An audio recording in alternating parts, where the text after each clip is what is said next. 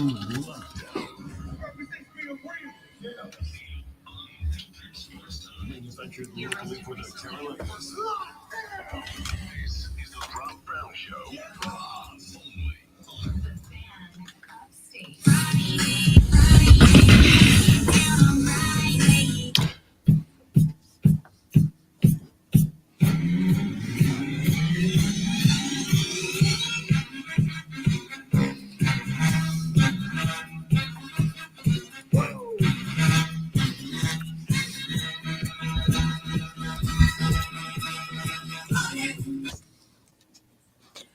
Thank God it's...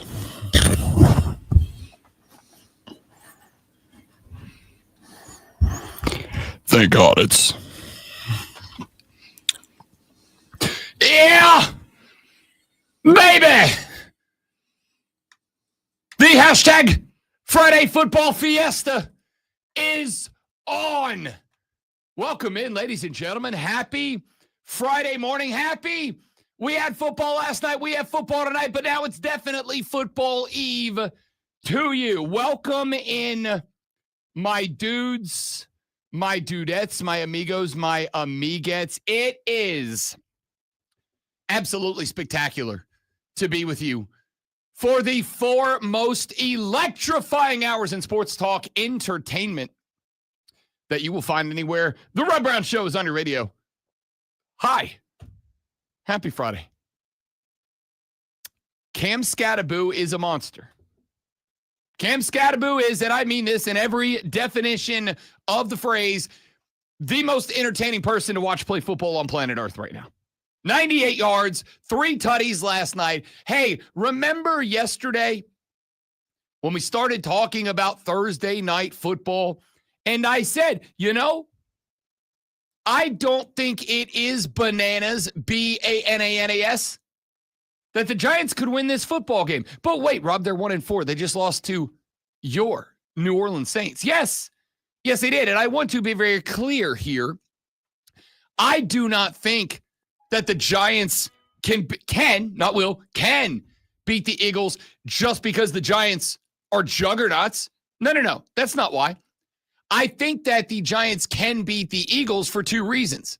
Number 1, behind Cam Skattebo, the Giants might be the most physical team in football right now. And number 2, the Eagles last week against the Denver Broncos shot themselves right in their own private parts. You don't think they would do it 2 weeks in a row? And they did. That's exactly what they did. They did every single thing that I said yesterday. If you do this, you can lose this football game. And they did that, and they lost that football game. Hi, Lonzo. Hello. How's it going? Oh, it's wonderful. Glad to hear that. Did you imagine being a Philly fan last night? Not only did their NFL team go lose to the 1-4 Giants because they refused to stop punching themselves in their own genitalia hilariously to everybody else, but on the exact same night that the Eagles lost to the G-Men, the Phillies got bounced out of the NLCS as well. They're done. They're headed to Cancun to meet the Yankees. Dodgers finish off the win with an 11th inning walk-off last night to punch their ticket to the NLCS, where they will await the winner of Game 5 because between the Brewers and the Cubs, because the Cubbies got it done in Game number 4, refusing to die as well. I couldn't fathom. I don't know. Oh, there he is. All right, I was just going to say, I don't know if we're going to see James pop up in the chat today. James, of course, the official representative of Philadelphia sports in the upstate here, who put into the Facebook chat, and I quote, I don't know. I know you're struggling when you type out the and the that we all know you absolutely said last night, James. In order to convey, I mean, you've got to do that. I think it's a good job, James. Way to be here even after that. Listen, I know a lot of people who would not show up after a night like last night. They just said, I need a break from bleeping sports. I need a break from sports. Not James. James said I'm here. I'm not just here. 6 a.m.er out of the gate, right there on the dot.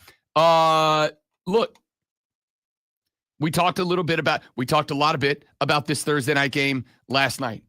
And I said, let's keep it a buck here. This is a losable game for the Philadelphia Eagles. I was watching a bunch of clips after the show yesterday, and it was just, oh, no, Giants got no chance. No chance, no chance, no chance, no chance. And I said, wait a minute. As the old Southern saying goes, hold your horses, compadre. Because they absolutely can lose this game. You want to know how it is that they lose this game? I'll tell you how they lose this game. Same way they lost last week's game. The way you lose last week's game is very simple.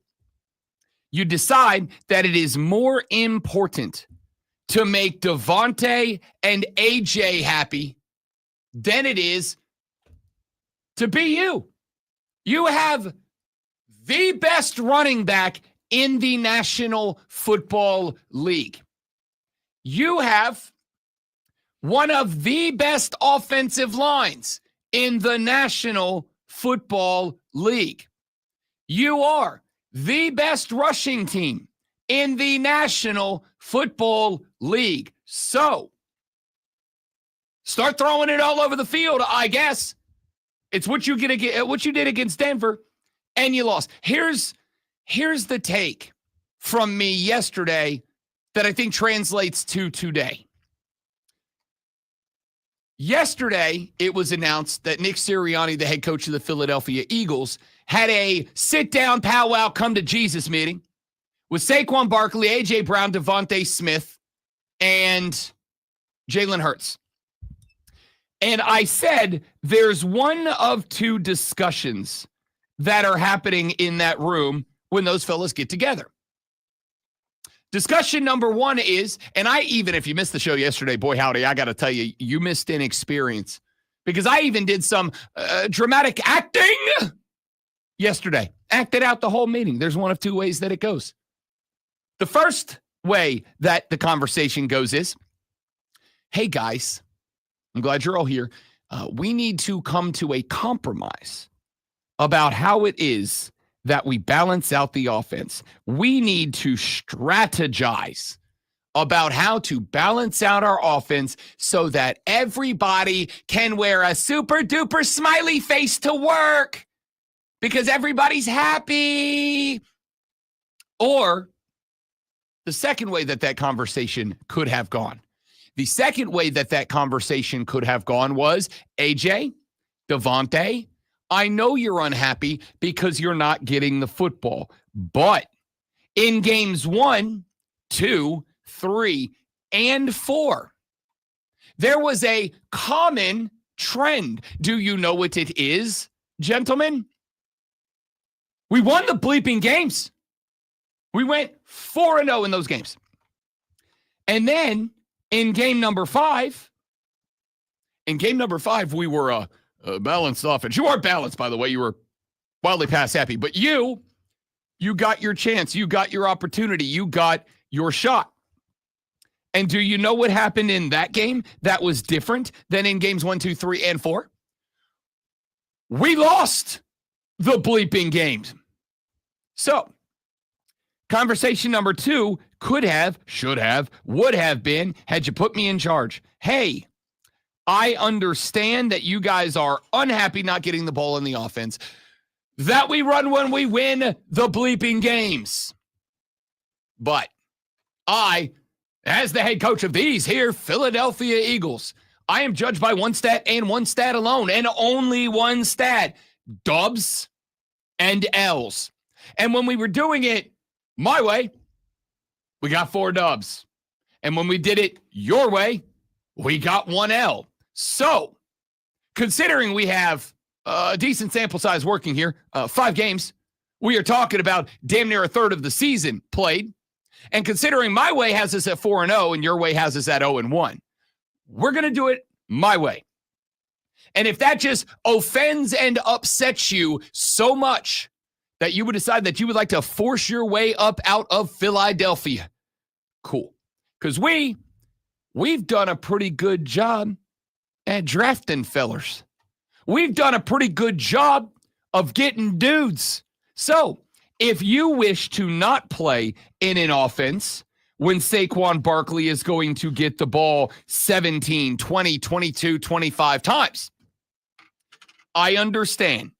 Let me know so that we can go ahead and start shopping you around. Let me know so that I can get on the horn and how we can get on the horn, and we can start telling people that AJ and Devontae are available, because I'm relatively sure that we would be able to find a wide receiver out there somewhere playing for a fantastic and putting the ass in fantastic team that would love to come play for a team that is a front runner for the Super Bowl.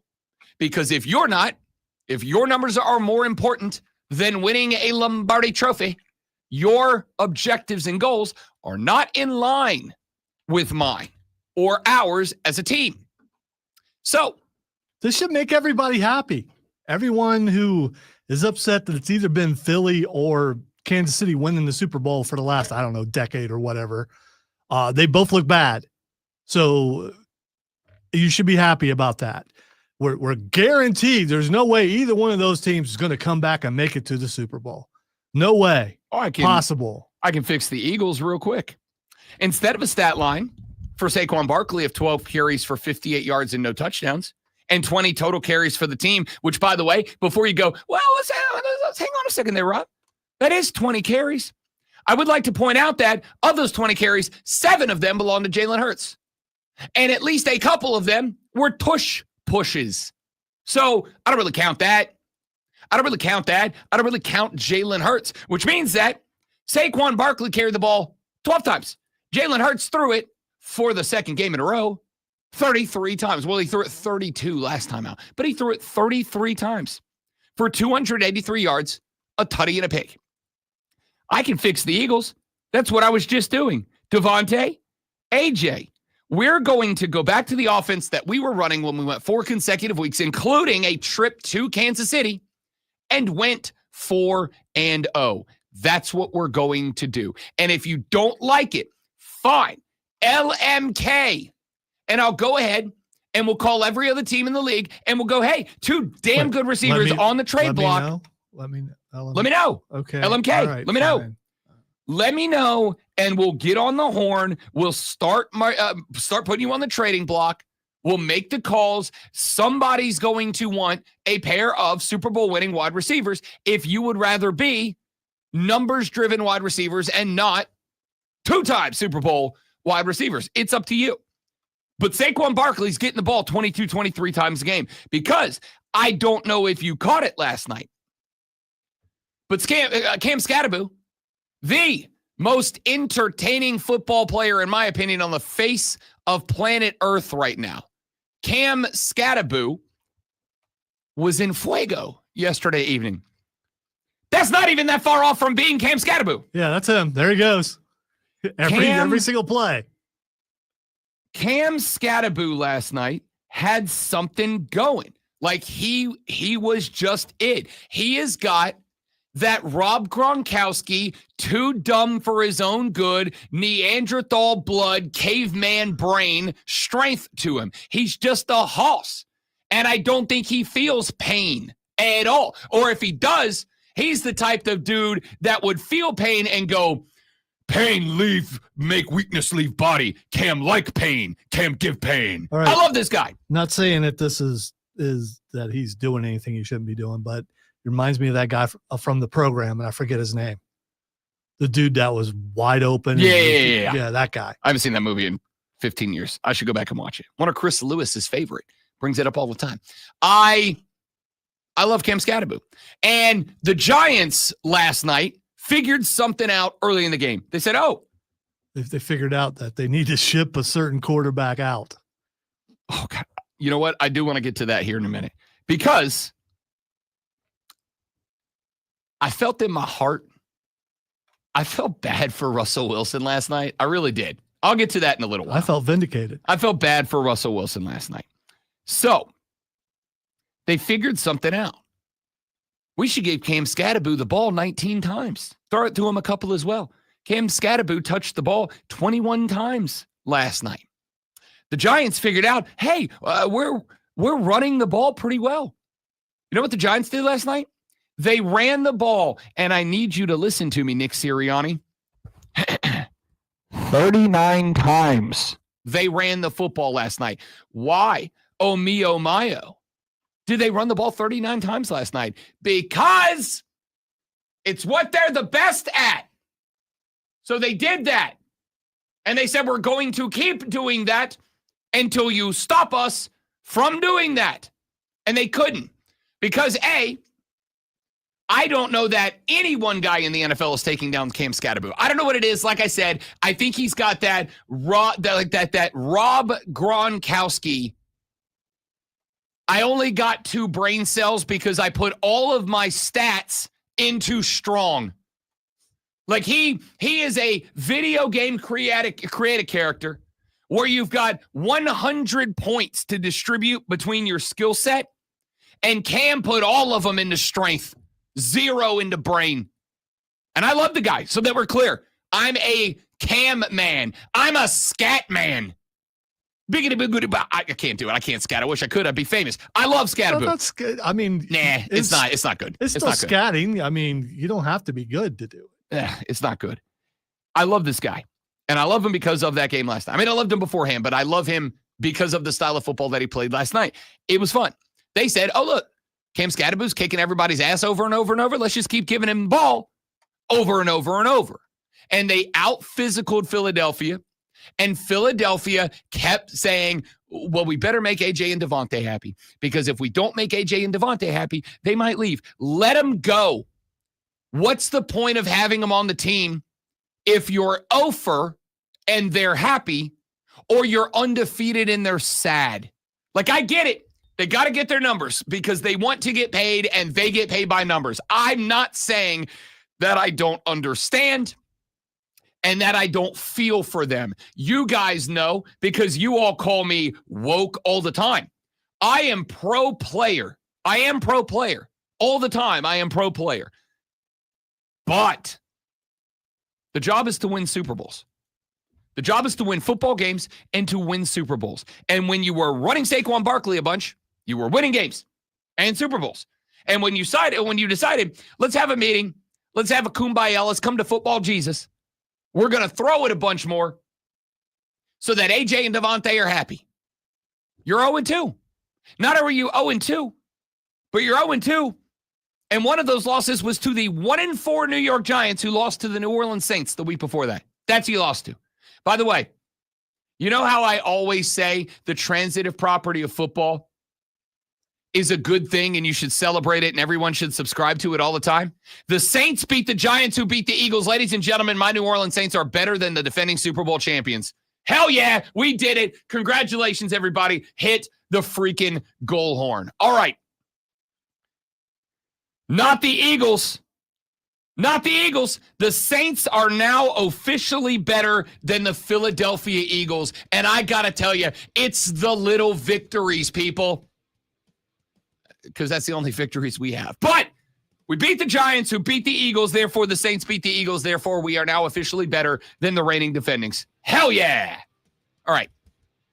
We've got a lot to get to today on the show, because it is the #Friday Football Fiesta. And as it is the #Friday Football Fiesta, we are going to spend a huge chunk of the day, obviously, breaking down tomorrow's college football Saturday, the NFL Sunday, giving you picks, predictions, prognostications, projections, and more. But even on a #Friday Football Fiesta, we got MLB playoffs, the Dodgers moving on, the Phillies going to Cancun, the Cubs force a Game 5 in the NLCS. Tonight, we got a Game 5 in the ALDS, Seattle, Detroit. Somebody's going to the Super Bowl. Somebody's booking the next flight to Mexico. We got to get to that. Carolina Hurricanes look damn good in their breakout game of the regular season last night. We'll get to that, all that and more. And also, there's a song about Travis Kelce's, Lil Trav. And his brother asked him about it yesterday. Yeah, I don't know why you said little when it's considered a redwood. Well, let's keep it a buck. Could you imagine if Tay-Tay was like, it ain't that big, but I still like it? Like, that's not the song you put on your billion copy so record. You're saying she exaggerated? No, I'm not saying she did. I don't think you know that. I'm not saying she did. I'm saying maybe Travis is blessed, is all I'm saying. I'm just saying his brother was like, hey, Trav, so tell me about your wiener. And it's like, It's incredible. That's not exactly what he said. It's pretty much what he said. No. Well, We're going to have a full debate about that later because I heard it when the wife was listening to it, and I was like, what are we doing here? What are we doing here? Going to the next segment. Rob Alonzo, you, the Rob Brown Show. Let's get it, people. This is the Fan Upstate. Hey, Trev, tell me about your... I don't care today, people. It's Friday. We're having a good time. Having a good time here. Having a good time. Stay right there, boys and girls. We'll be right back.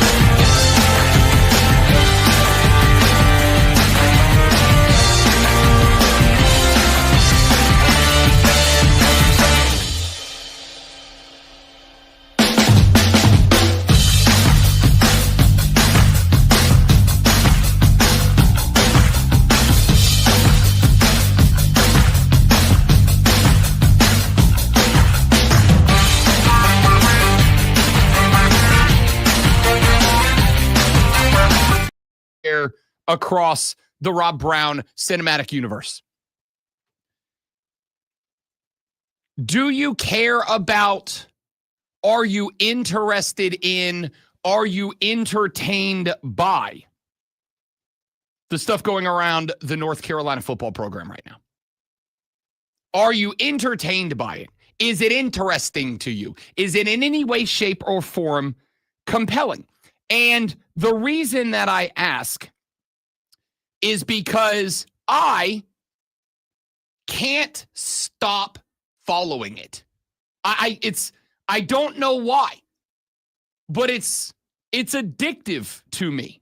I can't stop following it. And I said yesterday on the show that I am willing to acknowledge at least a small part of it is driven by the fact that of the preseason prognostications that I made, most of which were pretty spot on. Some of them were dead ass wrong. Thanks, James Franklin. But one of the ones that I made was that I think the North Carolina football program is going to be a hilarious failure this year. And not hilarious in that there will be pain and suffering to Tar Heel fans. Because all of the Tar Heel fans that I know, and it's not a huge number, probably in no way, shape, or form representative of the entire fan base. But for a program that has the success that it's had, at least on the hardwood, all of the Tar Heels fans that I know, I actually really like them. I don't have a problem with any of them. And so in a weird way, I am kind of bummed out for them. But I'm still wildly entertained by this because when people make terrible decisions that, as far as I'm concerned, are obvious terrible decisions, I like to think that they have the opportunity to have a teachable moment. And I would like to think that this is a teachable moment for the North Carolina Tar Heels and really for all of college football. That while we spent the last couple of years saying in the NIL and transfer portal window, brand awareness is now more important in college football than it's ever been. And it's always been important, but it is now more important than it's ever been before. And so I'm hoping that North Carolina just showed the rest of the college football world. I'm not saying that going and getting a celebrity coach is a bad idea. I'm saying you better make sure that he's more coach than celebrity. Again, I'm not saying it is a failure yet in Boulder, Colorado. But Shador and Travis left, and the Buffs aren't good this year. They've lost most of their games by one score, like they've been in a bunch of one-score games. But the difference between a good team and a bad team is that the good teams are in a bunch of and win a bunch of one-score games. Bad teams are in a bunch of but lose one-score games. And they are losing their one-score games more than they're winning them. Celebrity coach. So I would like to now add to the most recent, did I really just see what I just saw out of Chapel Hill, North Carolina? And the reason I'm asking you, are you entertained by this?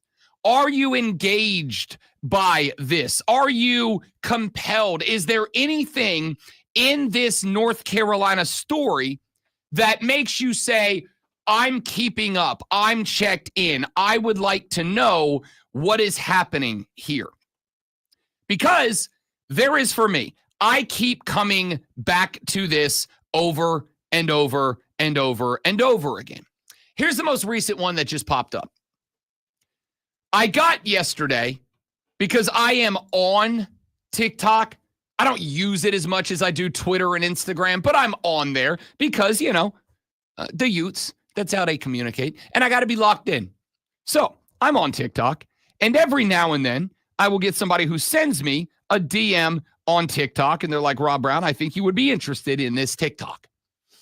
And most of the time, I'm not. But this one I was. Because when I opened this TikTok, what I saw was North Carolina General Manager Michael Lombardi. And he's sitting in front of a very interesting device. And it is a device that if I came to your home and I saw that you owned and utilized this device, I'd be like, hey, I bet you're a pretty interesting feller. I bet you're the type of feller that could sit down and we could have deep conversation about the employment of literary devices in the great novels in Americana. But when your football team stinks and you're the general manager, I don't expect this. Oh, now my dadgum set. Why not? Why would I not give an incredible setup? I would not expect to hear this. Lonzo, I figured it out. I would not expect to hear this. So I'm just working on my to-do list, but I do it on the typewriter because it forces me to slow down. I have to think about what I want to write about, and the typewriter gives you that rhythm that you need to be able to slow your mind down and think. Yeah, you're going to make mistakes, right? And on a computer, you can delete the mistake, but sometimes the mistakes that you deleted have really powerful messages in them. And so when I first started to write my first book, I studied a lot of writers. A lot of them were using typewriters. And I worked for a guy named Ernie Accorsi in Cleveland, who was a former newspaper man, and he had a typewriter in his office. So I kind of got used to using it, and it helps me slow down and think, which ultimately is what this job's all about. Oh, that's cute. That's fun. I use a typewriter to do my job. Maybe don't. Maybe. Hear me out on this. Maybe get a laptop and actually do something here. Your team is floundering. You are the biggest joke in college football right now. You have spent oodles of money. Michael Lombardi is getting paid $1.5 million annually by North Carolina to generally manage the North Carolina Tar Heel program. Now, if this team was, hell, even 3-2 and both their losses were to Clemson and Miami, I'd be like, all right, it's going to take some time. I get it. It's going to take some time. But I would expect, if that was the case, I would expect to see a football program that I could say, but they look like they're coached well. They look like they're prepared. They look like they're ready. They look like they're advancing. They're not. They're getting worse by the week. They're getting worse by the week.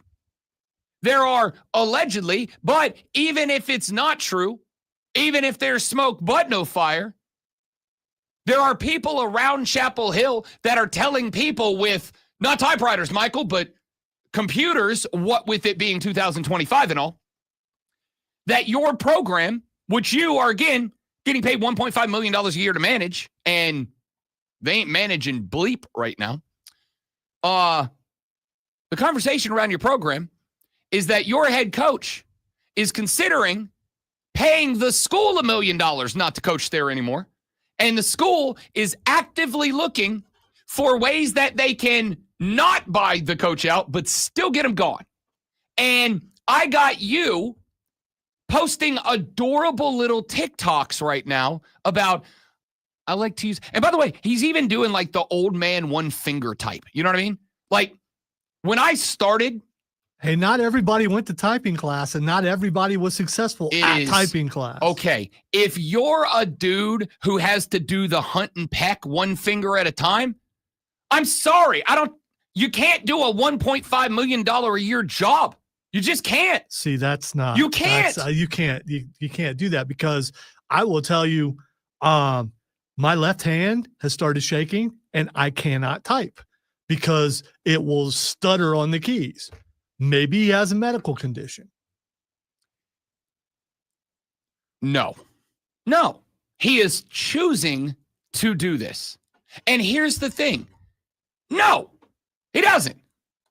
This is, like I said, if this was, I don't know, Clemson's general manager. Do they have one? No, I don't believe they do. Yeah. If this was Alabama's general manager, I don't care about this. I'm like, all right, cool. That's a cute little thing. You know what it is? It's the college football general manager version of the conversation we had about Baker Mayfield earlier in the week. Baker got into it with that Seattle fan, right? Talking bleep before he went out on the field. And then when he came off the field after they beat Seattle, he started talking bleep again to that fan. And somebody in the postgame was like, hey, Baker, people used to be very contentious about this behavior from you. What do you think's changed? And Baker's like, oh, well, when you're young, you're cocky and you're this, that, and the other. And now that I'm old, now I got moxie and I got that dog in me. No. That's not it, Bake. That's not it at all. Do you know what it is? You're winning. You're winning games. You can do whatever the hell you want when you're winning. You could be the biggest braggadocious butthole on the planet if you're winning. And you could be the nicest, calmest, gentlest, kindest soul in the world.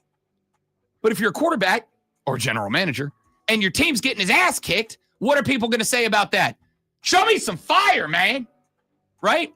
And if you're being Baker Mayfield, but you're losing a bunch of games, what are people going to say? Hey, maybe don't be a cocky butthole all the time, son. Maybe calm down until you win some games, right?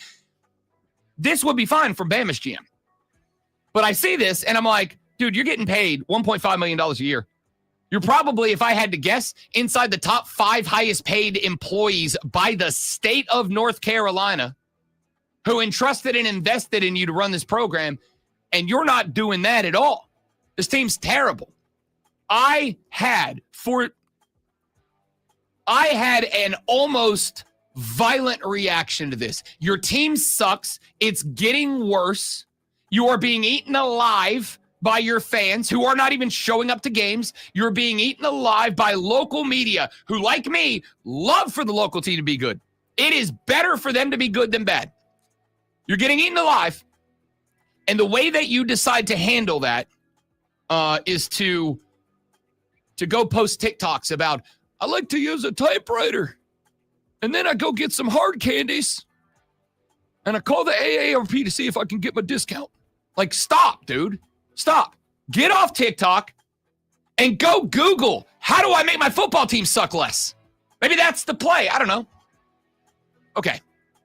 The reason I ask, are you entertained, engaged, or compelled by what's happening at North Carolina at all, is because I'm wondering if my reaction to that TikTok is indicative of the fact that I maybe have a problem. Because I might. 844-326-3663, 844-FANFONE. Are you in any way entertained by that? I'll get away from that. Let's talk some weekend football next. Rob Alonso, the Rob Brown Show's on your radio. It is the Fan Upstate. You hung up on the typing thing. I know of, and I'm not going to say who they are, several people in the building who cannot type and who do the finger peck thing. Okay, that was probably an unnecessary detail. But I am going to say, I don't think you can do a job that big, that important, making that much money out of state tax funds, by the way, because he is a state employee.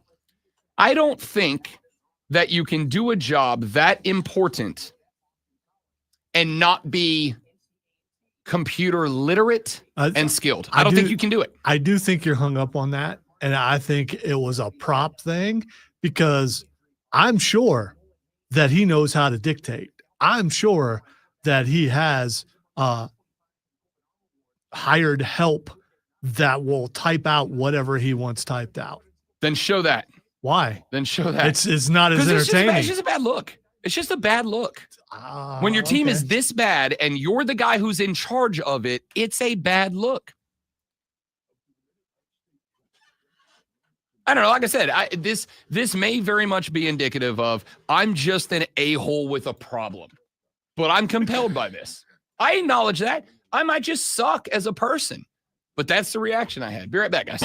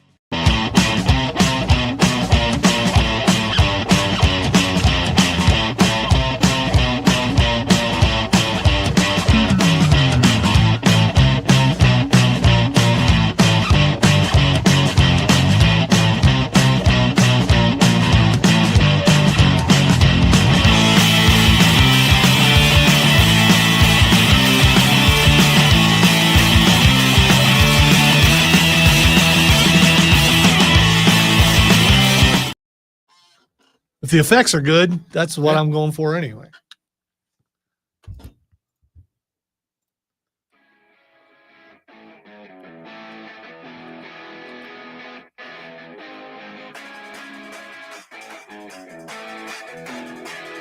The hashtag Friday Football Fiesta underway on the Rob Brown Show in the Fan Upstate. I saw this headline last night. And I saw this headline while I was watching, like, a lot of sports. We had baseball, we had NFL, we had college football, we had hockey back up last night. Last night, Rob Brown was absolutely locked in, as the cheerins say. And then I got a push notification for an article from the Associated Press. And the headline was, and I quote, "Billionaire booster says conference commissioners blocking change." And I went, ooh, this is salacious. This is interesting. I very much am going to stop everything I'm doing to dive into this because I'm curious. Who and what is their rationale? And the reason that it felt like this was important to me was very simply that money is what makes every decision in college football. That's it. That's it. And I have said to you a whole lot of times that the people that are ultimately in charge of college football, that is the TV executives, the conference commissioners, and the College Football Playoff Committee.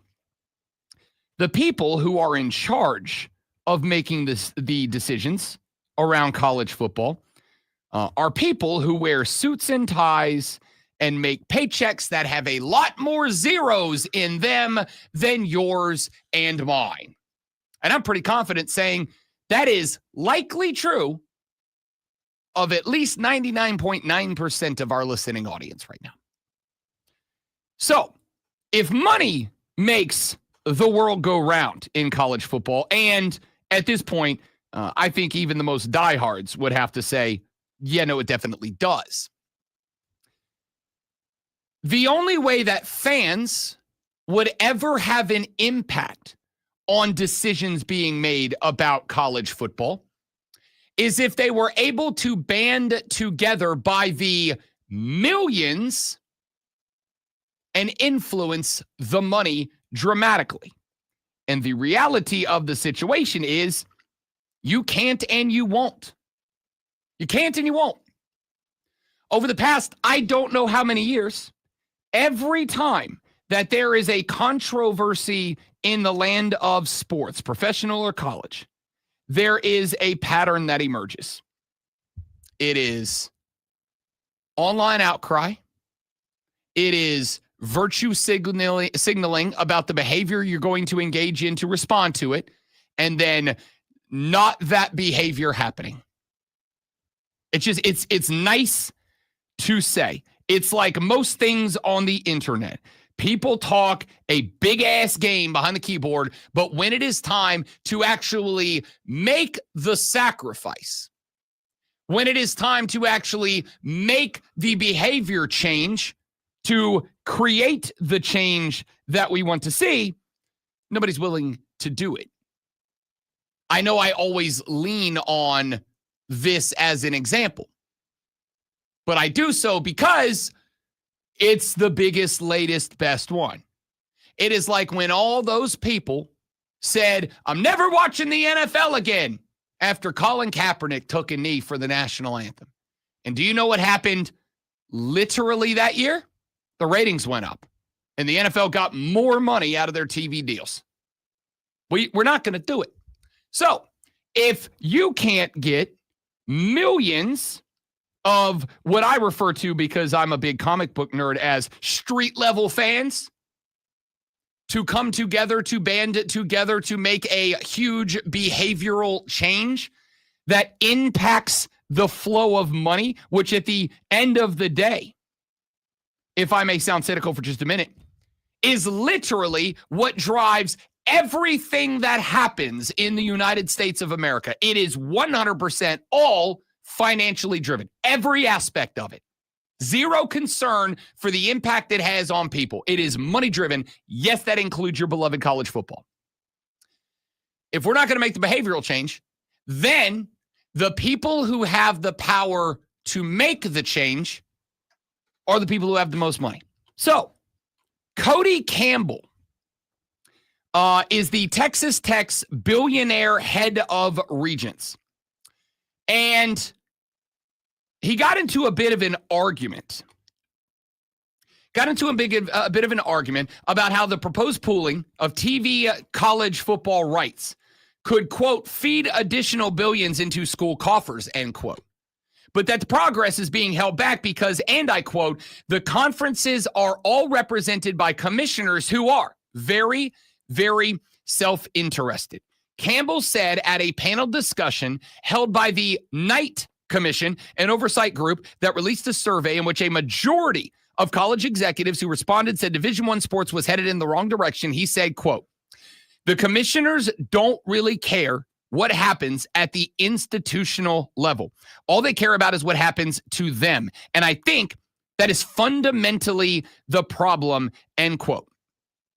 Campbell said he supports elements of the recently introduced SAFE Act. We talked about that last week. There are two major pieces of legislation proposed by Congress, one proposed and supported by Republicans, one by Democrats. The SCORE Act is the act proposed by Republicans. It, subjectively, from the opinion of Rob Brown, but who read them, subjectively speaking, although I think it's pretty objective, the SCORE Act does its best to maintain most of the power with the NCAA, with the schools, with the institutions, with the conferences, etc. The SAFE Act is the act that was sponsored by, proposed by, and is supported by Democrats. It tries to take most of the power away from the institutions, the conferences, and move it towards the players. It makes it where the players can be more financially compensated, fairly treated, if that's the word you want to use, et cetera, et cetera. So Campbell said he supports most of the elements in it, but that conference commissioners have told him, quote, privately, end quote, that they know a modification of a law written back in the 1960s would lift restrictions on college conferences from combining to sell their TV rights together. Campbell said he believes that the change in the law could be worth $7 billion, but that commissioners have told him privately they know modification of that law would generate more revenue, but he claims, and I am directly quoting him, quote, commissioners said, quote, I don't want to give up control of my own media rights negotiation. Now, Greg Sankey was asked about this by the AP. Sankey told a reporter that those conversations never happened. He said, quote, I have never stated publicly or privately that pooling media rights would increase revenue, nor do I believe that it would. His misrepresentation of my position raises serious concerns about the accuracy of his other claims. His comments reflect a fundamental misunderstanding of the realities of college athletics. Big 12 Commissioner Brett Yormark also denied making the remarks, quote, Cody is entitled to his own opinion, but not his own facts. I have never said pooling media rights will increase revenue. The only thing I have said is that I hope it is in a strategy. There are unintended consequences to amending the 1961 Sports Broadcasting Act, the long question, and Cody and his team need to better understand, end quote. Now, let me start with this. Despite my great interest in this conversation, I did not get a chance last night, though I will today, to go look up and read the 1961 Sports Broadcasting Act to find out what the legislation says that this billionaire booster allegedly has a problem with. But what I am interested in is the fact that this guy, who is with billions of dollars, a dude who theoretically could generate power. He's got the finances, the capital to be able to generate some level of momentum. You have to have money to get a message out in 2025. I am interested in seeing what he means, and I hope we get more from him, to tell you the truth.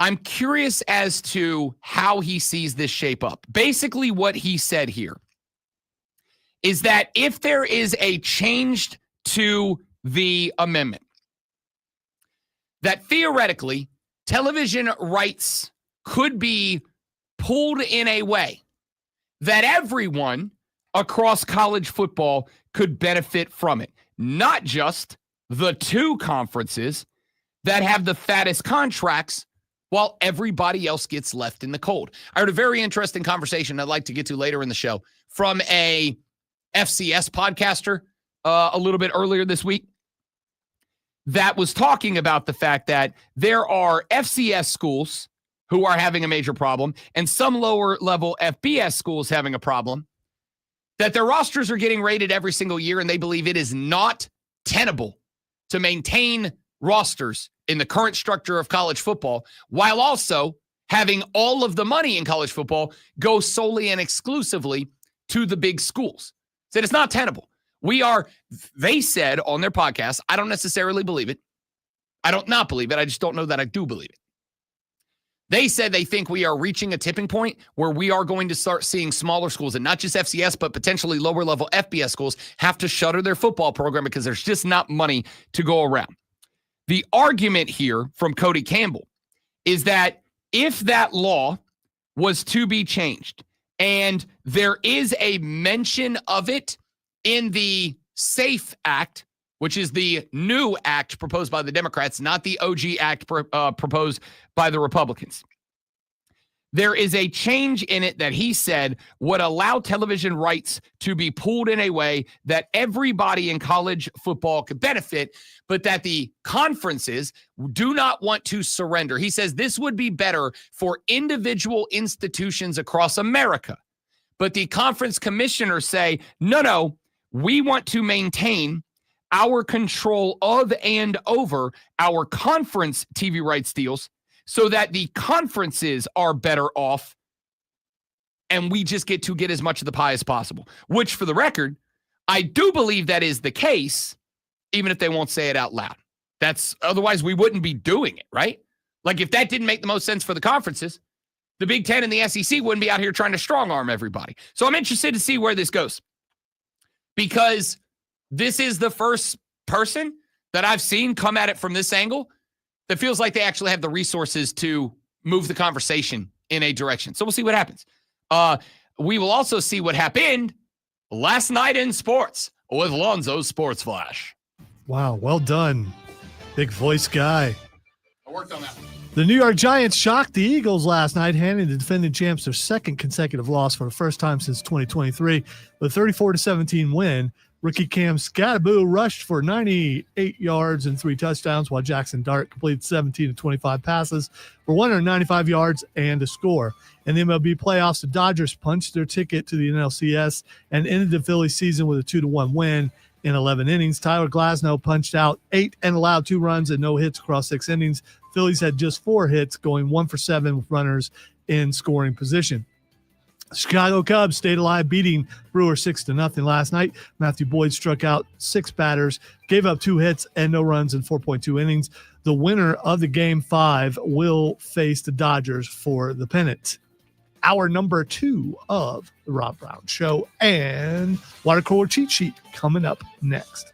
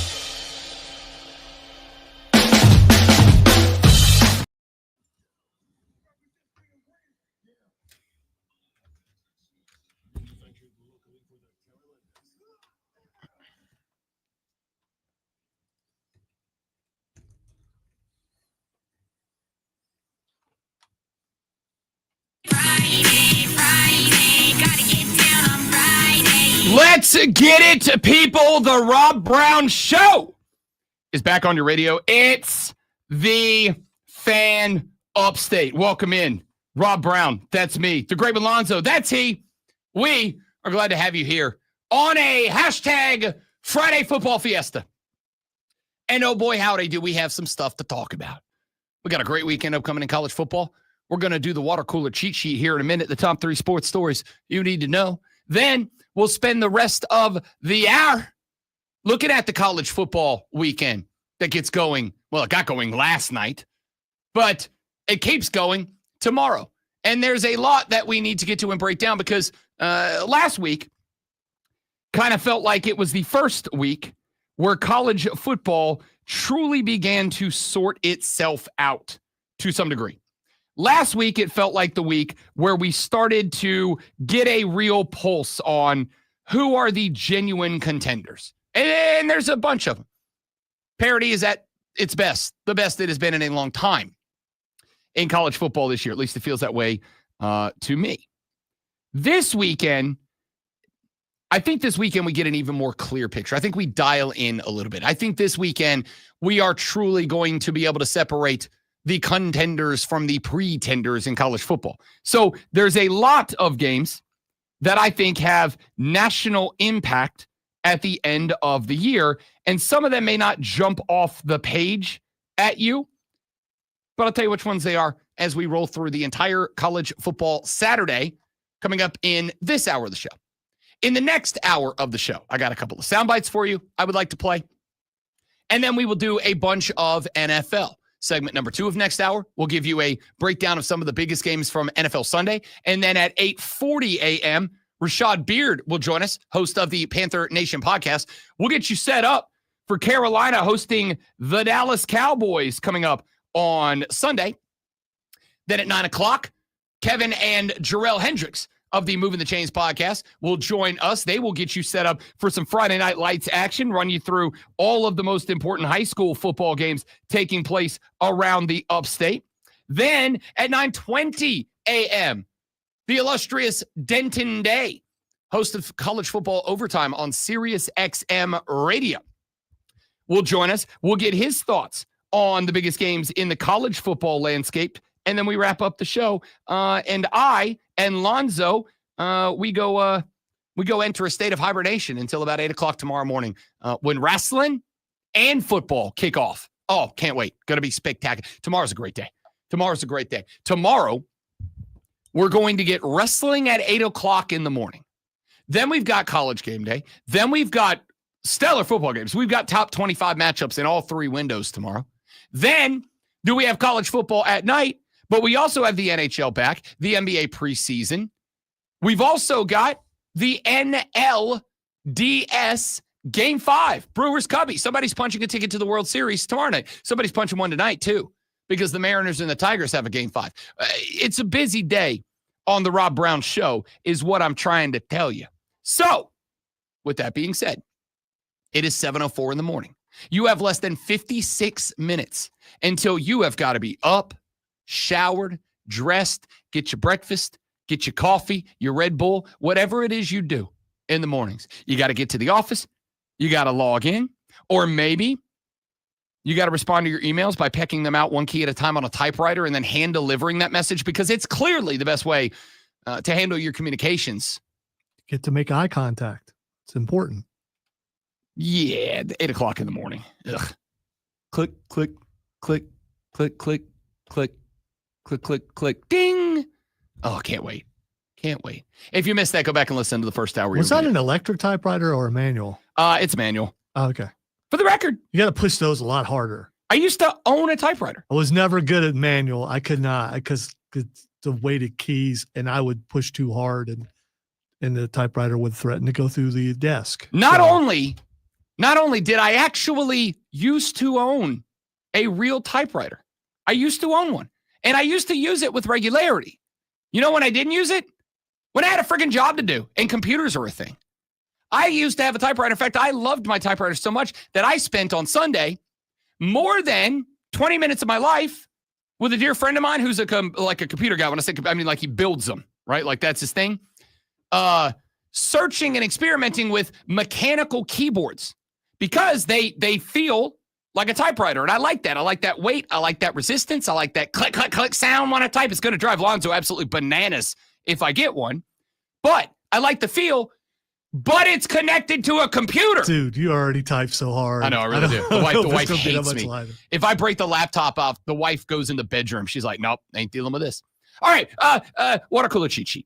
Are you ready for the playbook of the peculiar, the almanac of the absurd, and the encyclopedia of the extraordinary? Well, you better be, because we're diving headfirst into the 3 top stories that will have your coworkers saying, "Shut the hell up." even before they take their first bathroom break. No. Here we go. Welcome to the water cooler cheat sheet on the Fan Upstate. Does anybody out there own a mechanical keyboard and have any actual feedback for me?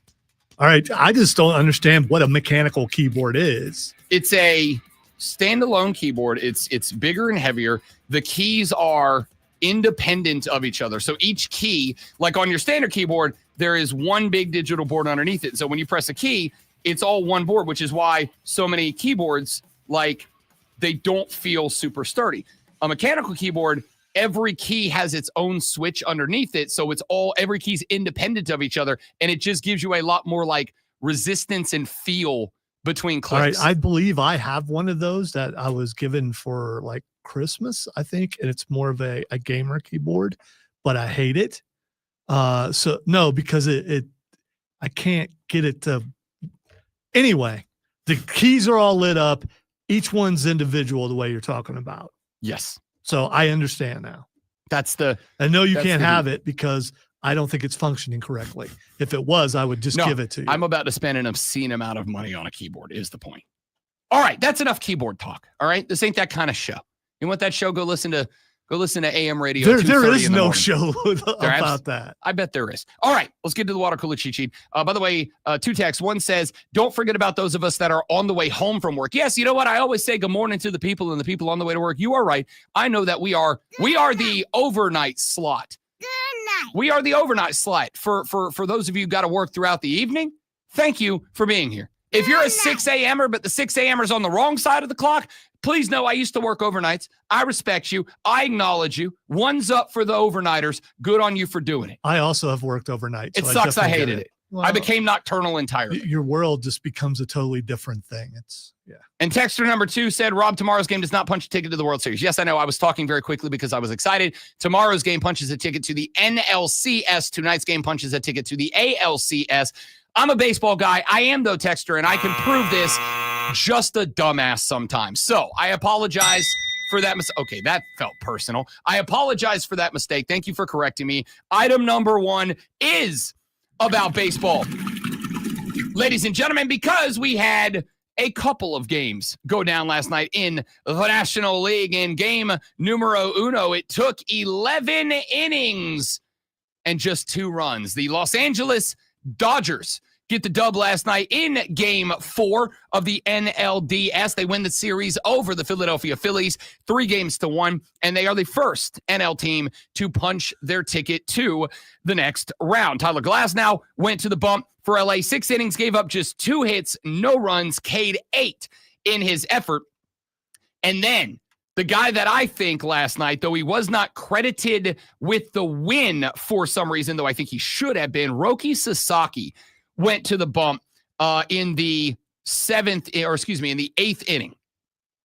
He went to the bump in the 8th inning, gave up 3 innings, K'd 2, but in 3 innings retired 9 straight Philadelphia Phillies. 3 up, 3 down, 3 innings. Whatever little belief that the Philadelphia Phillies may have been building up in that moment, Roki Sasaki ripped it away from them. However, the Dodgers could not get run numero dos in the 9th, despite some opportunities. We went to the 10th. We went to the 11th before finally, the Dodgers were able to get a walk-off RBI in the bottom of the 11th. After I scratched that, it was not a walk-off hit RBI. It was an error charged to the pitcher as a broken back single went back towards Kerkering, who was in to pitch his 1 inning in extra innings. The ball was kind of funky. He picked it up, had an opportunity to throw it home, tag out the runner, and keep the inning alive, and he just threw it wide left, like the Bills in the Super Bowl, just super wide left. Ended up allowing the Dodgers to score the winning run. They move on. In the other game last night, the Chicago Cubs blank the Milwaukee Brewers 6-0. Your final in that one, Matthew Boyd, 4.2, gave up 2 hits, no runs, K'd 6 in his effort. The Cubs offensively last night, 10 hits, including home runs from Happ, Tucker, and Bush. The Cubbies were getting it on with the big dogs last night. They win 6-0. They are on to game number 5, that game back in Milwaukee. So for the baseball playoffs in the divisional round, you have a matchup this evening, game 5 between the Seattle Mariners and the Detroit Tigers. This game back in Seattle as they were the 2 seed. They split 1-1, both in Seattle and Detroit. Now it goes back to Seattle. The winner of the game this evening on to the ALCS, where they will meet up with the Toronto Blue Jays. Tomorrow night, we have game 5 between the Brewers and the Cubs. This game back in Milwaukee as the winners of the Central. The Brew Crew and Cubs will play to punch their ticket to meet up with the Dodgers in the NLCS. Let's get to item number 2. Individual games, especially individual games that are out of market, are not ordinarily water cooler cheat sheet item unless there's something impressive about them. Something stands out about them. I would make the argument that last night's Thursday night football game in the National Football League has something that stands out about it. That being that the New York Giants were like plus 210 dogs against the Philadelphia Eagles, and they walked out 34-17 victors over the Philadelphia Eagles. I got to take on both sides. Number one, it hurts my feelings. With all due respect to my dear friend and president of the Greenville Triumph, Chris Lewis, noted New York Giants ambassador here in the upstate, who I was very happy for, texting him last night. Hey, good dub. Go hit the celly. I despise the fact that I really like the New York Giants. I like them. They're a likable team. They're a fun team to watch. Jackson Dart, who I got to keep it a buck. I was ready to hate the kid. His name is Jackson with an X in it. And he just looks like the stereotypical frat boy whose dad is shutting down the youth center to open up a billionaire's resort, right? He just looks like that guy. And then 2 things happened yesterday. Number one, I saw a video on social media. Lonzo, you know that game where you hold a stick and it's got a bucket on the end and then there's a ball on a string and you toss the ball up in the air and you catch it in the bucket? Yes, I'm aware of that game. Okay. I didn't know. I also don't know what that's called, but yes. It's called something. And I know it's called something because I came across a social media video yesterday of Giants quarterback Jackson Dart. And it started with him walking to the camera and saying, when it comes to, and then he said the name of that thing, and it has like a real name. When it comes to that, I'm him. And I'm like, you're him at throwing a ball in the air and catching it at a cup? You're him? And then they show this dude. And he does tricks with it. Like he did it once. He threw the ball, but he threw it in a way like a bolo. The cup rotated around the ball. Then he caught the cup and then caught the ball. You do understand that this is the era of kids growing up doing trick shot stuff. So yes, but are you sure this wasn't doctored by AI? 1,000%. 1,000%. Then after he did the thing where he threw the ball, spun the cup in the air around the ball, caught the cup, then caught the ball in the cup. Then he does one where he pulls it back towards him, put his finger in the string, spins it around his finger like a quick shock artist from the old Wild West, throws it in the air, catches it again. He's doing trick shots. At one point, Brian Burns walks over. He hands it to Brian Burns. He's like, can you do this? Burns like, what do I do? He's like, throw the ball in the air, catch it in the cup. Brian Burns can't do it at all. He looks like a toddler that he's just throwing it in the air and he can't get it done. Does he look like Mel Brooks? This thing is broken. Dude, yes. And he's freaking out. Then he hands it back to Jackson Dart. Jackson Dart starts whipping this thing around like he's the Tony Hawk of catching ball in cup game, whatever it's called. I was like, the fact that I don't know why you went from the guy with an X in the name Jackson, who looks like his dad is shutting down the youth center to build a 5-star Michelin restaurant that we can't afford to go to, because you have somehow developed a skill in the catch a ball in a cup that's attached by the string game, immediately I'm like, am I rooting for Jackson Dart tonight? Well, here's the thing. I think him with Scattaboo together, those are your frat bros. Those are your frat bros. Those are guys that you go out and do something really stupid with, and you just laugh about it when you get back to the house. That's who those two guys are. And you could actually throw in Jameis Winston in there too, even though he's not doing anything, because of their winter celebration and all that kind of stuff. Jackson and Scattaboo are like the two freshmen who are losing their minds because it's their first year away from their parents and they're like experimenting with their newly found freedom. And Jameis Winston's like the senior that's still in the fraternity, and he's like, I'm going to let you do your thing, but I want to guide you as you do it, right? There was one more video that went around. I know this is dumb. Hear me out. I know there's one more video.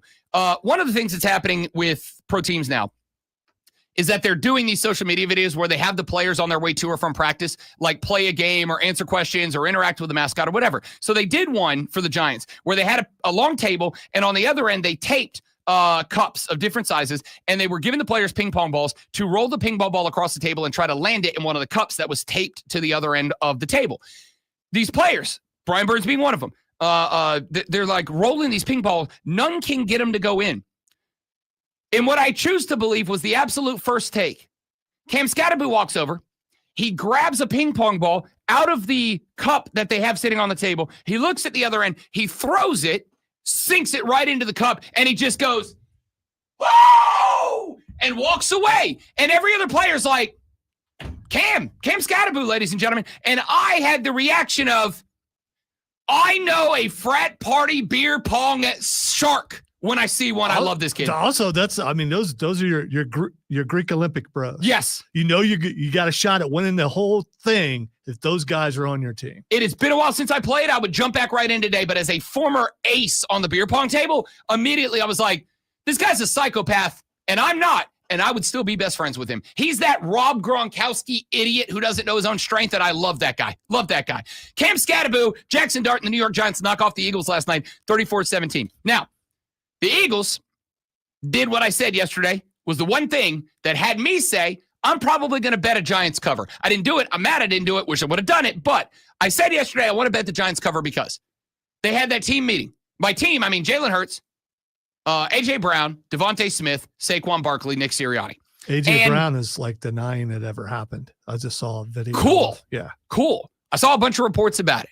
It was being talked about by everybody. Maybe he is denying it happened. He said he didn't recall it happening. Ah, yes. The classic, I don't recall. Do you want to know why people get subpoenaed in front of Congress and they get asked tough questions and the only answer they ever give is, I don't recall? Because if you say, no, it didn't happen, it can be proved that it happened and now you're a liar.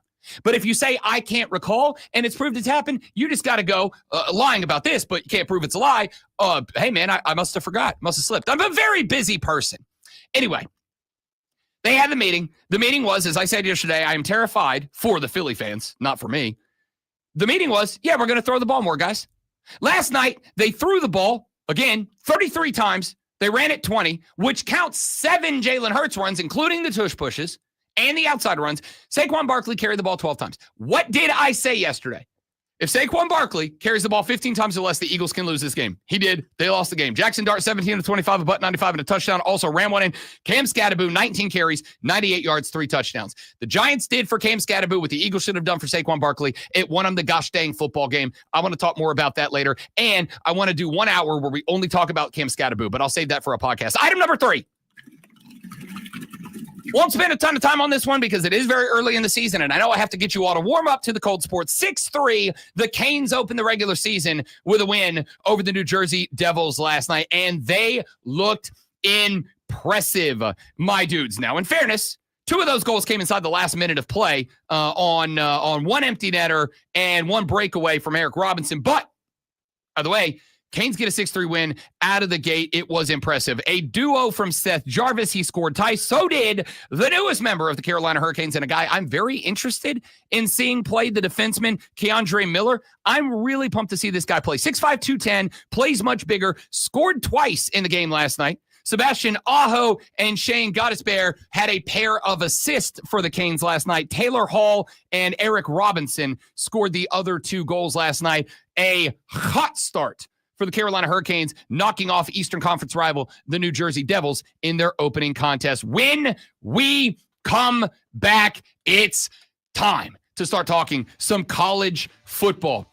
We got I think, sneaky good weekend lined up for us tonight. We got a ranked team playing tonight, South Florida at the Mean Green of North Texas, but we fire off tomorrow with 2 top 25 matchups, Ohio State at Illinois, Alabama at Mizzou.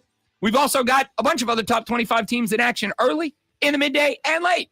We're going to take a look at our favorite games for the weekend. Coming up next, I'm Rob Brown. He's the great one, Lonzo, and you, ladies and gentlemen, are listening to The Rob Brown Show. This is the Fan Upstate.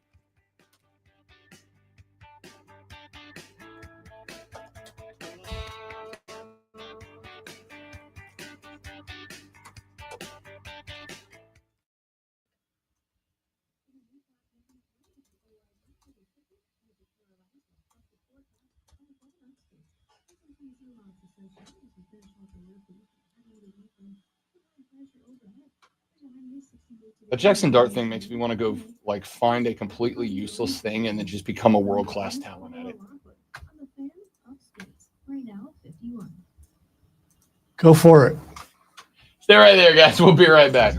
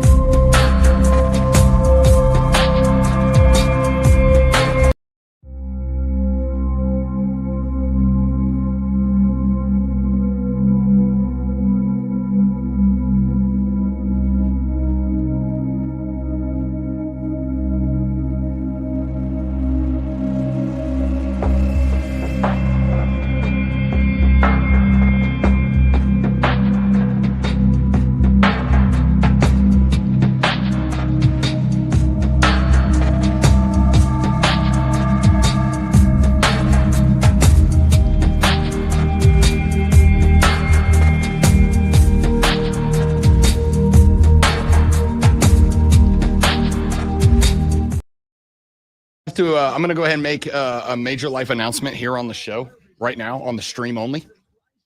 Digital exclusive behind the scenes.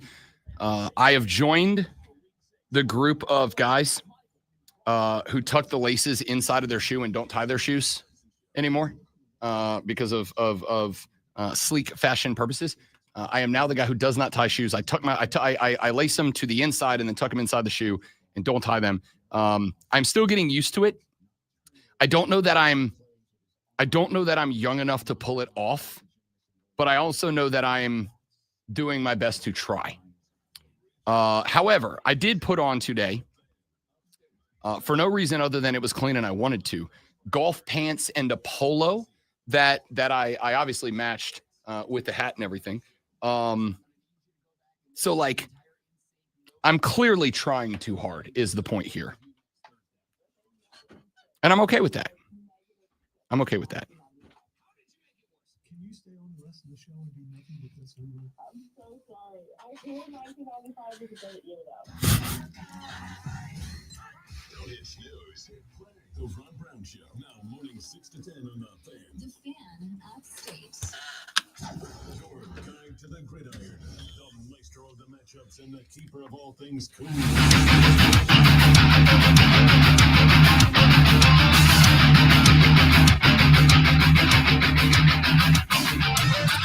Okay, I'm going to get to college football, I promise, and I'm going to do it in the next 2 minutes. But I do want to say this real quick.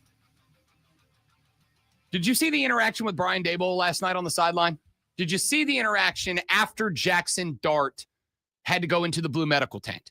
If you did not see it, Jackson Dart went into the blue medical tent. Russell Wilson checked into the game. Russell Wilson threw one pass. Well, I don't want to say he threw a pass. I want to say Russell Wilson spiked the ball into the ground. He just did it 10 yards past the line of scrimmage. It was bad. It was bad. I think that in that moment, Brian Daboll, who went from a guy that 2 weeks ago, actually not even 2 weeks ago, probably 2 days ago, was probably one of the closest in the game to losing his job. Because you're looking now and you're going, all right, like you got a quarterback, assuming Jackson Dart is going to keep getting better. You got a quarterback. Cam Scatterboo's a dog, whatever.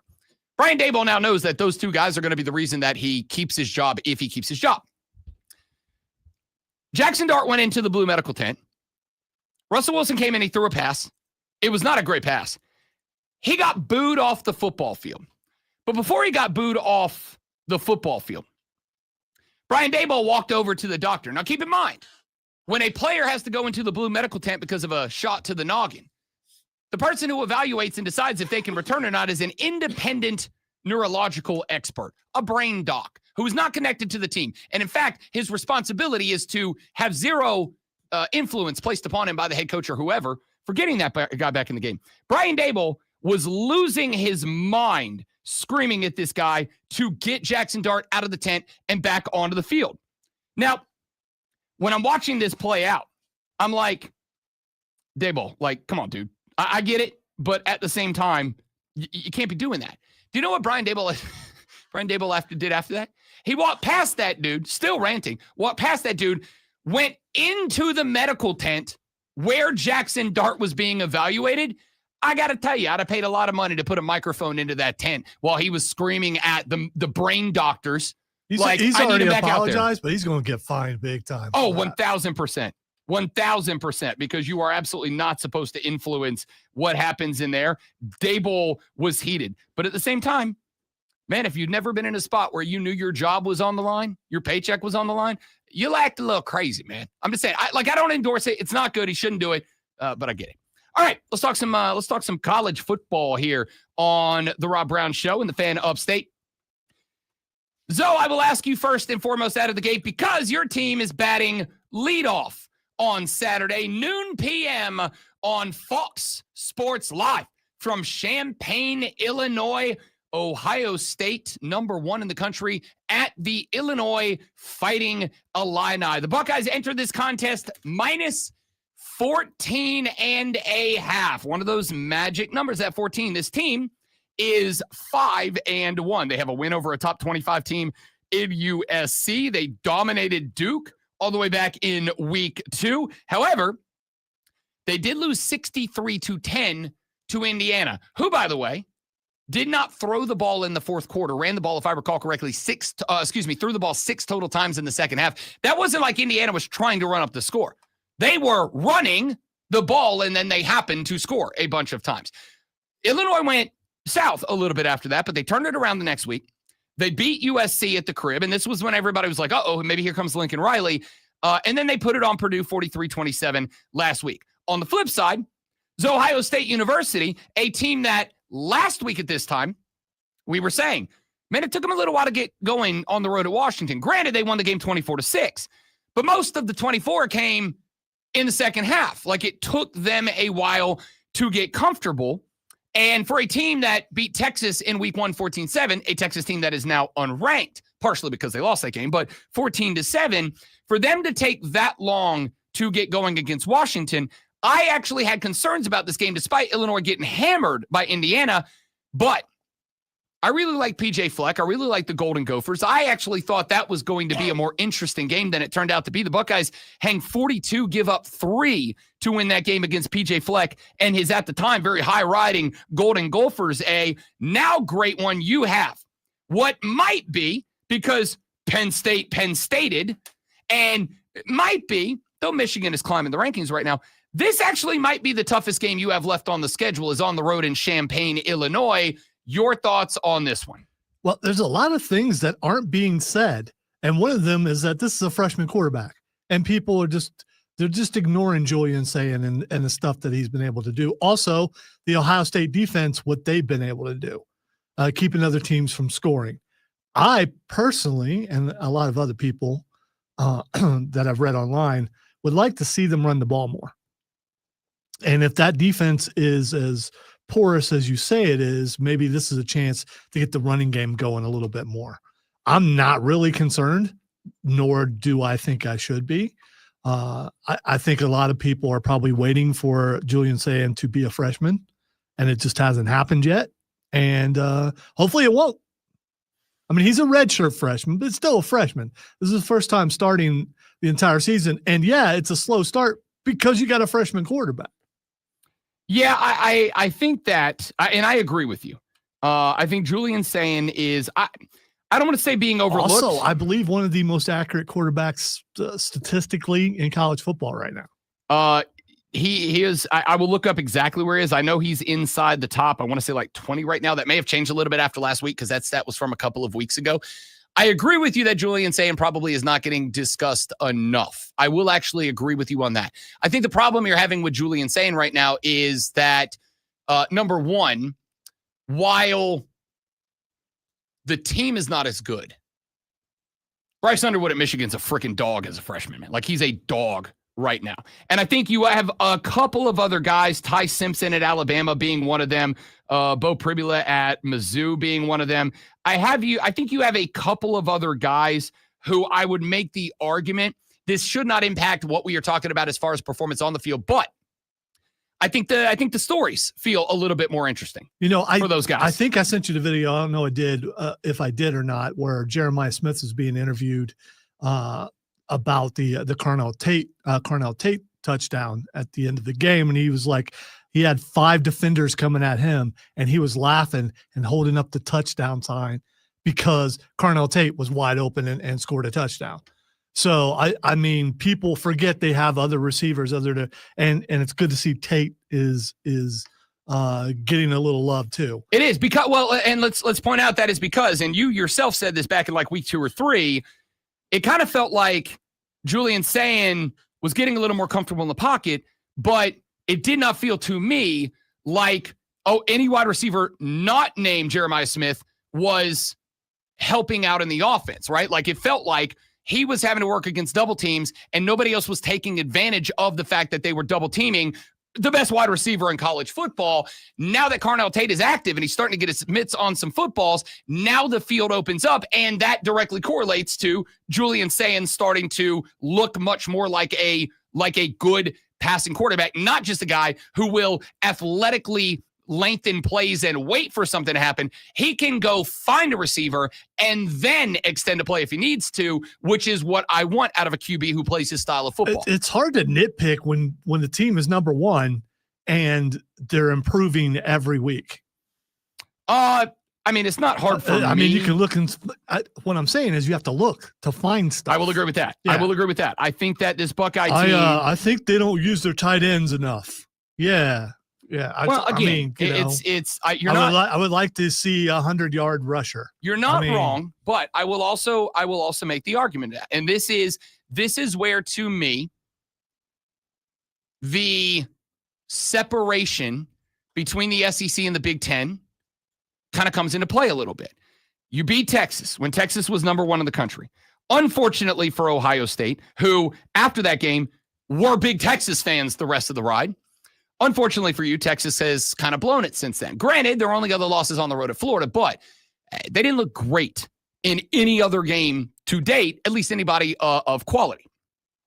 Since then, you've played Grambling, Ohio, Washington, who does not have Michael Penix anymore, and Minnesota. And as much as I love PJ Fleck and Minnesota, I think PJ Fleck, who is a guy that I think could very much come to I don't want to say come to the South, but like go to either a warmer climate or a more traditional blue blood team. I think PJ Fleck is going to be hired to a bigger Power 4 team at some point in the near future. But Minnesota just doesn't have a ton of talent. Like, that's a team, much like we've said, with all due respect about South Carolina, that's a team that's going to beat you with heart and discipline, not necessarily talent. It's just not a talented team.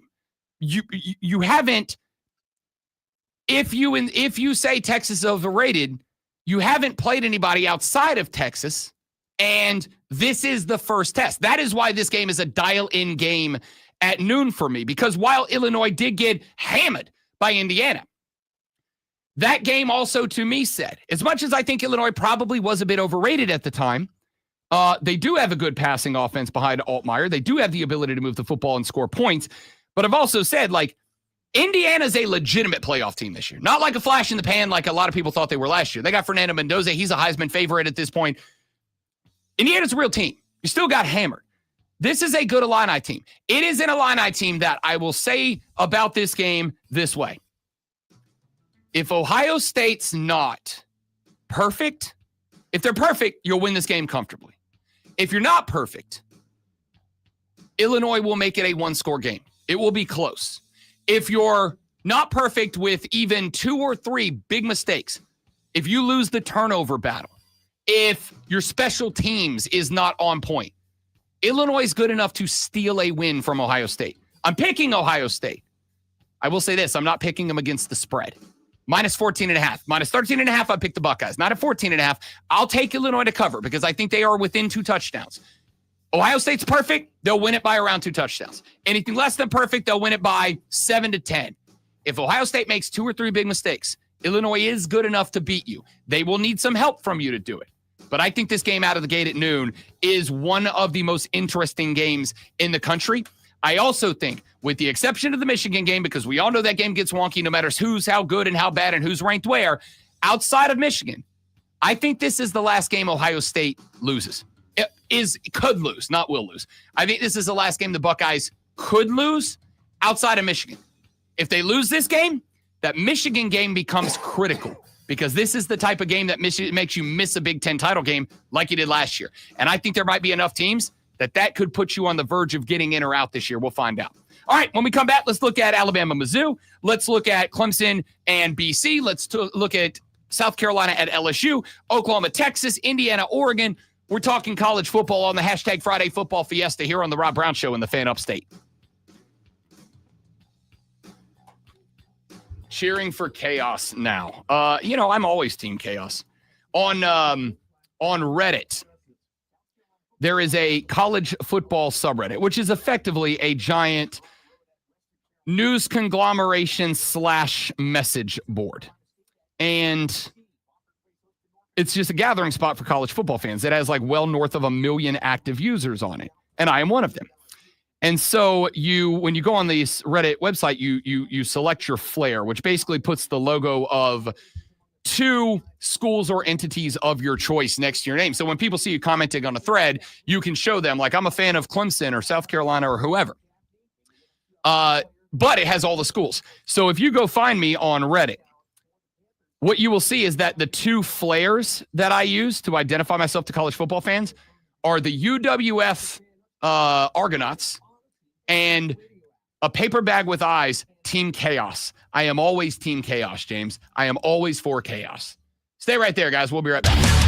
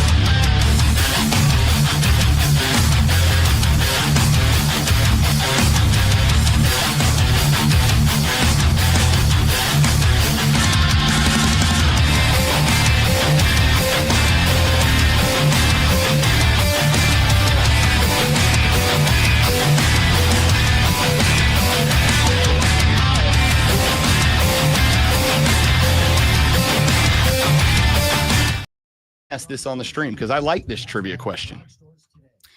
Jackson Dart is the third quarterback in NFL history with 50-plus rushing yards in each of his first 3 starts. Can you name me the other 2? Who are the first 2 quarterbacks in NFL history with 50-plus rushing yards in each of their first 3 starts? Jackson Dart's number 3. Who's the first and second? Can I do this? Absolutely. Cam Newton. Is not one of them. Really? Yep. I went Michael Vick. Michael Vick is not one of them. Jalen Hurts. Is one of them.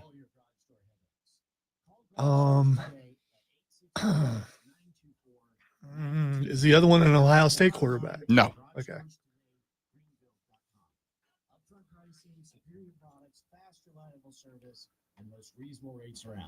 Garage stores today, Greenville.com. Steve Young. Nope. It's not Michael Vick, William. That was my first guess too, was Vick. It is not Michael Vick. Is it a recent? Yep. Recent quarterback. Yep. Okay. Don't overthink it. I'll say that. It's not Patrick Mahomes. It is not Patrick Mahomes. Yeah.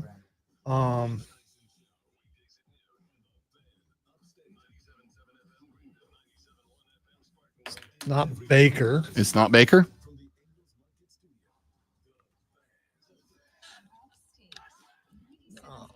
CJ Stroud. It is not CJ Stroud. Okay. Lamar Jackson. Okay. Duh.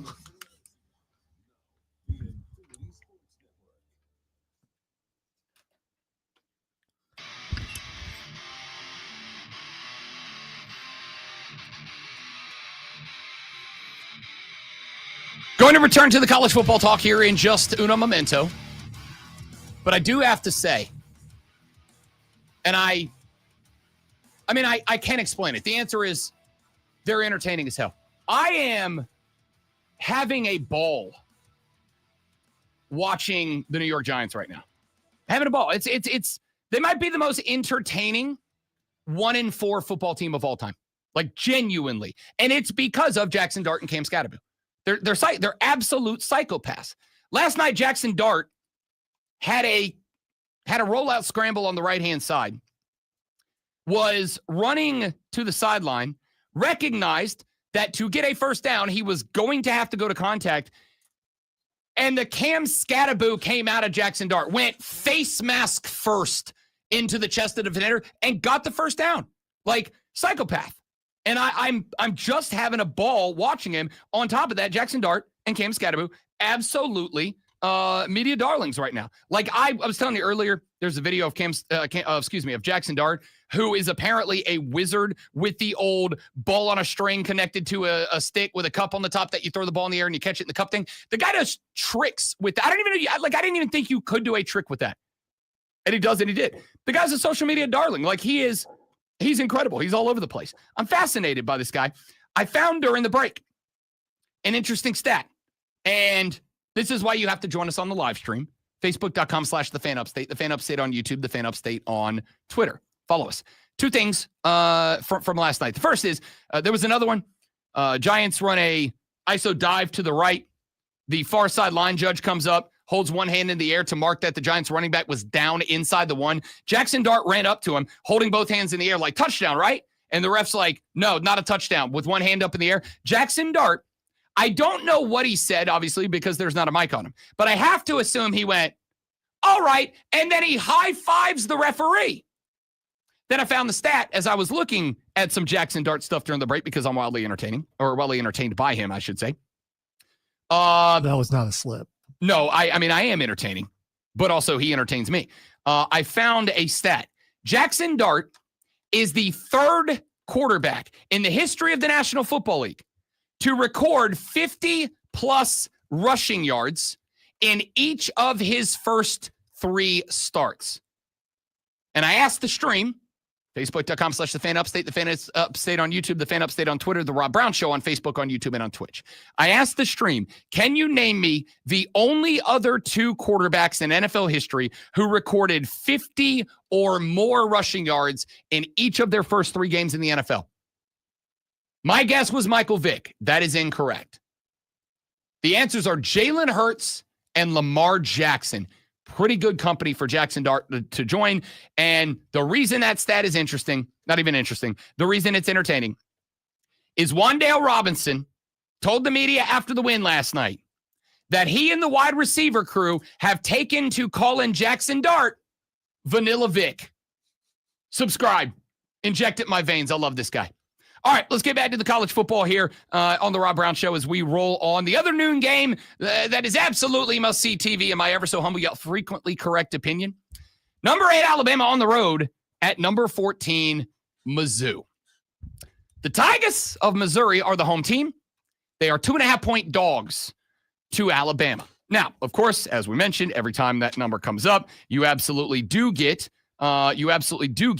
3 points for being the home team, meaning that Vegas believes that Alabama is about 5 points better than Missouri. Remember when I said, South Carolina fans, it's not that you lost to Mizzou, it's how you lost to Mizzou, right? It's not that you lost to them. That's a really good football team. It's how you lost to them that was the problem. I need you to know that while I still believe that to be true, which for me was, and Shane Beamer, by the way, said this in his press conference yesterday, you were not consistent enough, nor were you good enough running the football in that game. That was a game that, because you had an inability to run the football, Mike Shula already, in my opinion, in the losses to Vandy and Mizzou, tried too hard to turn Lenore Sellers into a pocket passing quarterback. The other angle there is because Mizzou was not having any issue with the run, they were able to push their edge rushers up a little bit and set the pocket. So even if Lenoris was going to run, he was still going to have to run around the edge, slow up the run a little bit, make the play more difficult. That being said, this is interesting to me. A Missouri Tigers team that has played I think, first half of the season, commendable schedule: Central Arkansas, Kansas, Louisiana, South Carolina, UMass. It's not great, but it's not bad. With everyone else across all of college football and all of the variety of schedules, some very difficult ones like Notre Dame out of the gate, some very soft ones out of the gate. Take a stab, Gamecock fans. Take a stab at where Missouri's rushing defense ranks nationally. And I bring this up because it will have an impact in this game this weekend, because Alabama has been entirely reliant on Ty Simpson. Why? Alabama's running game is not that impressive.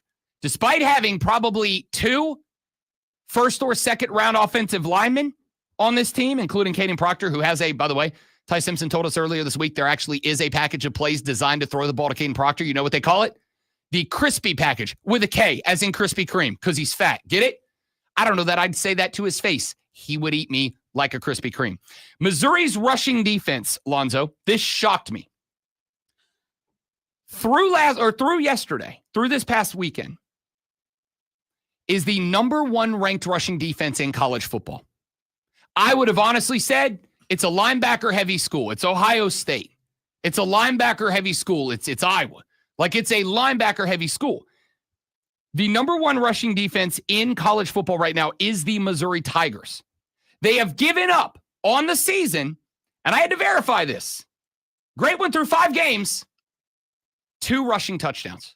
Total, in their entirety, 2. Who have they played? Just told you. They have played Central Arkansas, Kansas, not a great team out of the Big 12, but respectable. The Louisiana Raging Cajuns, the South Carolina Gamecocks, and the UMass Minutemen. Again, it's not a great schedule. The Kansas game, respectable. The South Carolina game, the fact that it was a dominant game makes it, to me, more valuable. Even if they were only a 1-loss team at the time, only a 2-loss team in total. It's not a great schedule.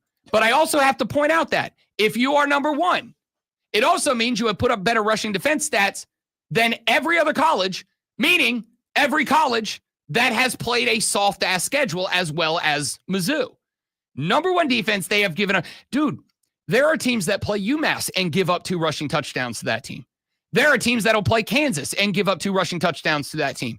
There is absolutely at least 2 or 3 more teams out there that will play South Carolina if Shane was telling the truth yesterday, and the goal this weekend is consistency and ability running the football. There are at least, even with the schedule they have ahead of them, at least a few more teams that will play South Carolina and will give up at least 2 rushing touchdowns to South Carolina. This team's given up 2 total, including games against Kansas and South Carolina.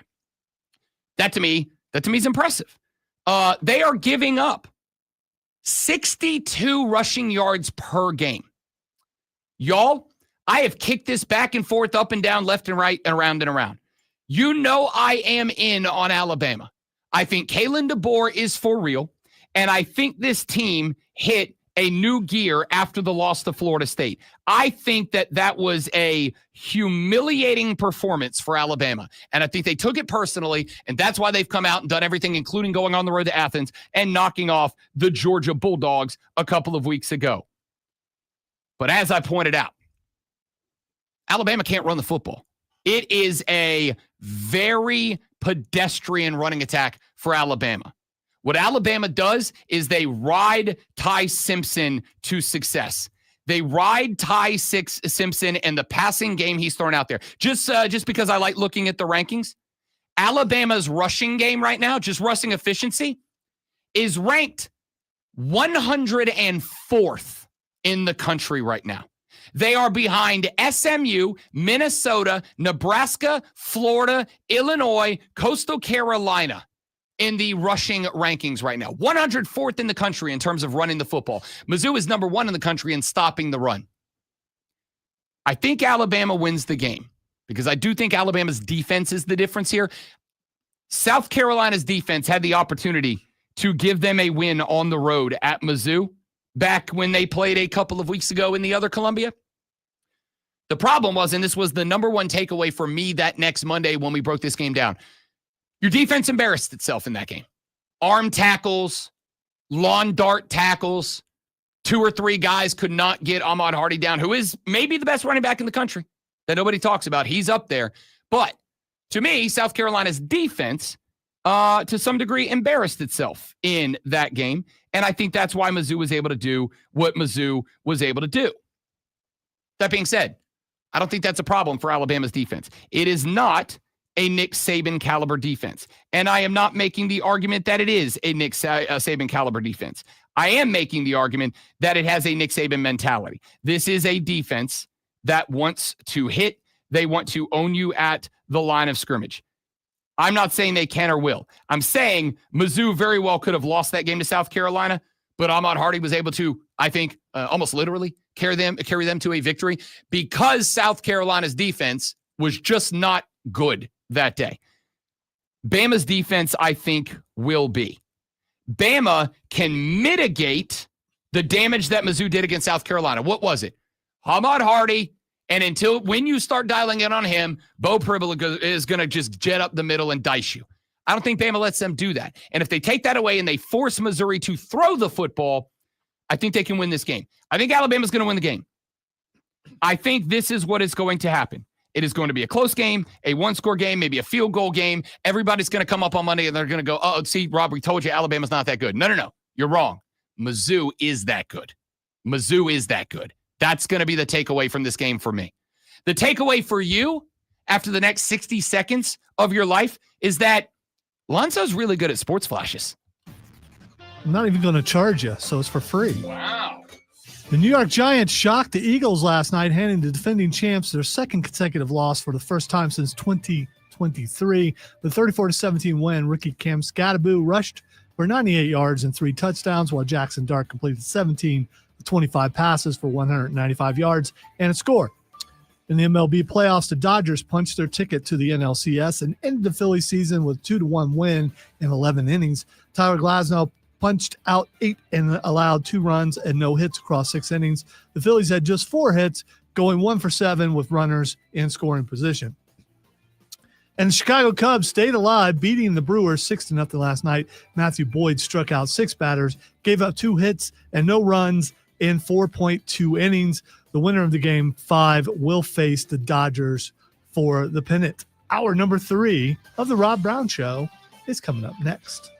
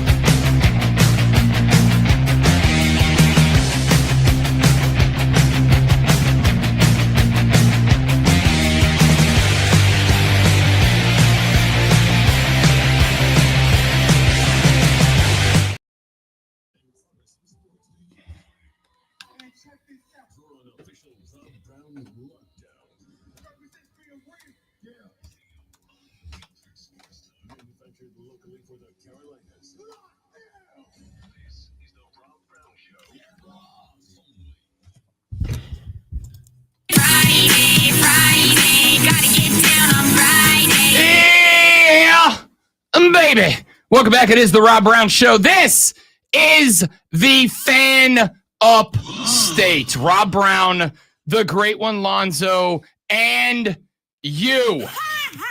844-326-3663, 844-FAN-FONE is the number if you would like to be a part of the radio program now is a spectacular opportunity for you to do just that. Jump on board. We're talking college football. We're going to get to the NFL here in just a moment. Let me set you up for the rest of the radio program. We have got coming up for you this AM a little more college football here. We're going to take an early look at the NFL weekend next. Rashad Beard of the Panther Nation podcast will join us in 39 minutes from now. We'll get into the Panthers' win last week against the Finns and their contest coming up this Sunday hosting the Cowboys of Dallas. Then at 9 o'clock on the dot, we'll be joined by Kevin Thomas and Jarrell Hendricks of the Moving the Chains podcast. The fellas will come by to chat about some of the biggest games taking place around the upstate, including a game that you will hear right here this evening on the Fan Upstate, a rivalry game. The Burns Rebels going on the road up to the reservation to take on the Gaffney Indians. We'll get their thoughts on that game and all the other big games taking place around the upstate later on at 9 a.m., then at 9:20. The host of College Football Overtime on SiriusXM, Denton Day, is going to swing by. We'll get his thoughts on Clemson at BC, South Carolina at LSU, Alabama at Mizzou, Ohio State at Illinois, Texas and Oklahoma, all the big games coming up this weekend that will impact the national picture. Denton Day at 9:20. And as we always do, the final segment of the show, Lonzo and I will give you our NFL predictions, projections, and prognostications for the NFL weekend. Let's get back to the college football here for just a few minutes. We'll do some early NFL in the next segment. Now, I did not intend for the two games that we broke down in the last hour to be the only two games we broke down in the last hour. Ohio State at Illinois, Alabama at Missouri. But I do think that these two games were worthy of a little bit of extended conversation. And I believe that because you have the Big Ten frontrunner for the national championship. And while Alabama may not be considered right now the Southeastern Conference front runner for the national championship, I think you could consider them that. I mean, I know that there are a couple of SEC teams that are ranked higher right now than number 8 Alabama. Ole Miss right now at 5-0. If I said right now, Alabama, Ole Miss this weekend, who would you pick as the favorite? I'll keep it a buck. I'd pick Alabama. That's just me. Texas A&M is ranked ahead of Alabama. If they played right now, who would you pick as a favorite? Probably a little closer, to be honest, but I'd still take Alabama. Oklahoma is ranked ahead of Alabama right now. They are 5-0. Who would you take? Probably Oklahoma, but that is going to be dependent on what No Fear John Mateer looks like. Who, by the way, for the sake of the Red River Shootout, which we'll talk about here in just a moment, John Mateer has been upgraded to probable for that contest, meaning there is now a 75+% chance that he will be able to or will play this weekend for the Oklahoma Boomer Sooners. So I would make the argument that the two front runners for the national championship right now are Alabama and Oklahoma.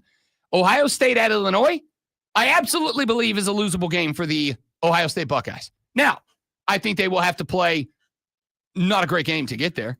I think they would have to make some mistakes. They'd have to turn the ball over a couple of times. But that's the type of game that is a losable game.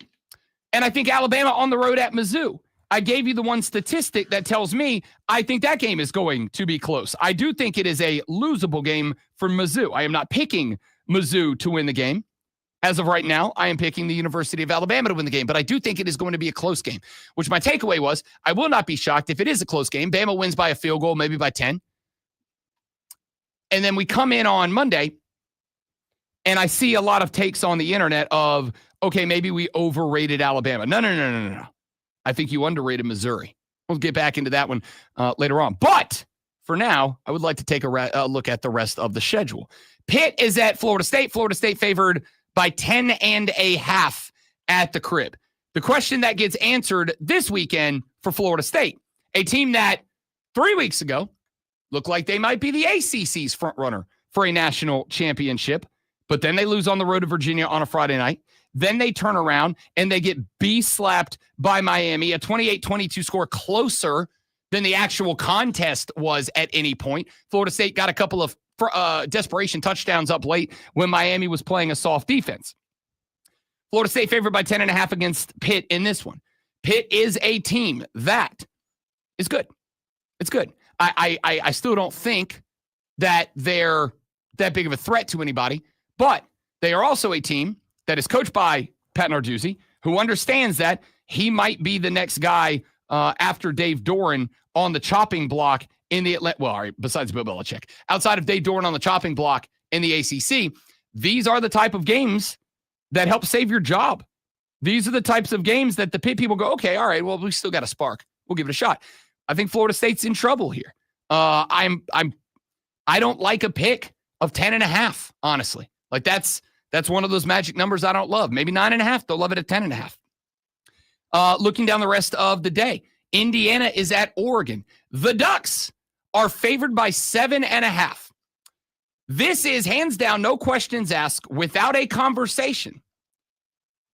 This is the best quarterback matchup of the weekend. Dante Moore, Fernando Mendoza. One of these two dudes is going to wake up Sunday morning with an interesting change in the Heisman Trophy odds. Dante Moore at Oregon right now, Fernando Mendoza at Indiana right now, both inside the top 4 in terms of odds, shortest odds to win the Heisman Trophy. Indiana is a team that obviously I liked a lot last year. I liked them last year, primarily, obviously, because of... Yeah, it's pretty simple. I win. Google me. Curt Cignetti, who might be the funniest coach in college football, whether he's trying to be or he's not. But I honestly think they're a real football team this year. They can run the ball well. Fernando Mendoza is one of the better quarterbacks in college football, at least has performed like it so far. The win over Illinois, the win by Indiana over Illinois was a 1,000% yo, we're no joke moment for the Indiana Hoosiers. According to the ESPN matchup predictor, they've got Oregon with a 68% chance to win this game.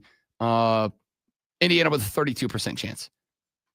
I think this game's close. And I love the Ducks. I love Dan Lanning. I think Dan Lanning genuinely might be, I put a might on it, Dan Lanning might be the best coach in college football right now. I'm not talking the most entertaining. I'm not talking about the most decorated. I'm not talking about the most successful.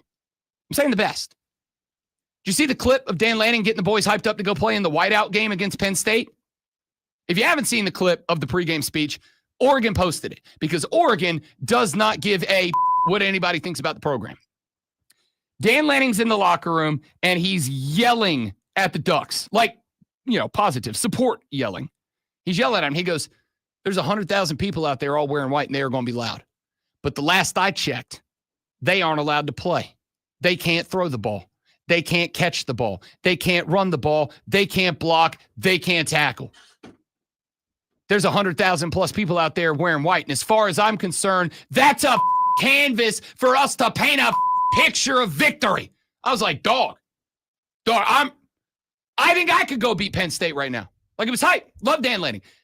He's got two things going for him that I think you have to be a head coach, a successful head coach in college football. I've talked about the 4 pillars. To me, there are 4 pillars of being an excellent college football coach in 2025. Player acquisition, player retention, player development, game day execution. You got to be good getting them in. You got to be good keeping them in. You got to be good developing them, and you got to have them ready to play and executing on Saturdays. Dan Lanning is one of very few coaches. Dan Lanning, Brent Key, Clark Lee at Vanderbilt, all in that mix. Kirby Smart at Georgia. Has all 4 of those pillars checkmarked, all of them. I like this Ducks team, but I'm going to tell you right now, you know what the difference is between Curt Cignetti and Dan Lanning? Money. That's it. Money. It's money. That's the difference. Oregon's got it. Indiana's trying to get it. That's the difference. I am very confident that if he wants to leave Indiana, Curt Cignetti could be coaching in the SEC next year. Curt Cignetti could be coaching in the ACC. Curt Cignetti could step up next year. If theoretically, and I don't think it's going to happen. But if Michigan decides at the end of the year, like Sharon Moore's not the guy, we want to move on, I couldn't be on the phone with Kurt Signetti fast enough. Love this guy. I think this game is close. This game, I am taking Indiana inside the spread. 7.5 favored the Ducks. And I love the Ducks. I love Dante Moore. I have been talking up Dante Moore dating back to week 1. I love Dante Moore. I love Dan Lanning. I love the Oregon Ducks. And I do think Oregon is a national championship caliber team this year. I just think Indiana's right there in the back pocket. I think this is a good Indiana team. Give me the Hoosiers inside of 7.5 on the road at Autzen Stadium. Tough place to play, but as electric as Autzen Stadium is, Indiana has played in environments as tough, if not tougher, before. They've played at Ohio State. They've played at Michigan. They've played in a playoff game. They have played in games with tougher environments.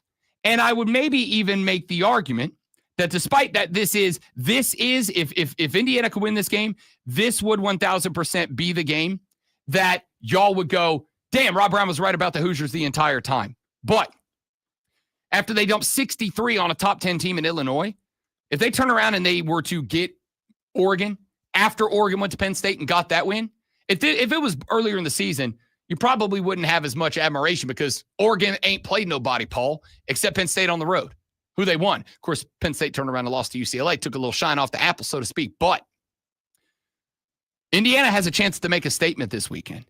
And if there is a weakness for the Oregon Ducks, it's that they can get a little too aggressive.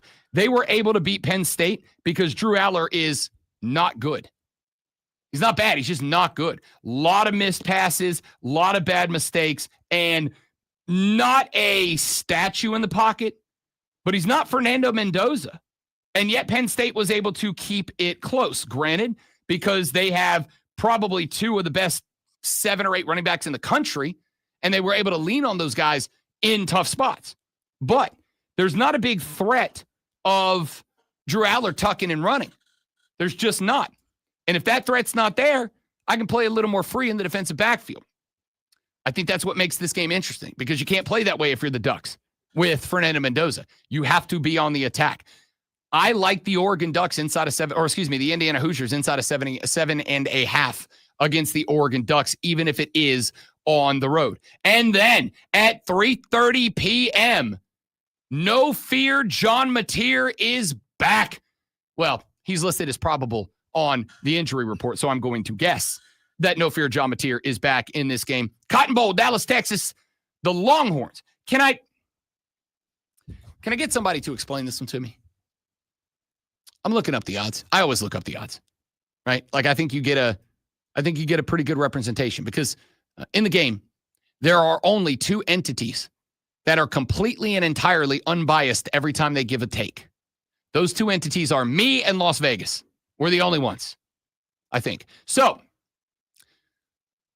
Lonzo, the number 6 Oklahoma Boomer Sooners, in Dallas, taking on the unranked Arch Manning-led Texas Longhorns.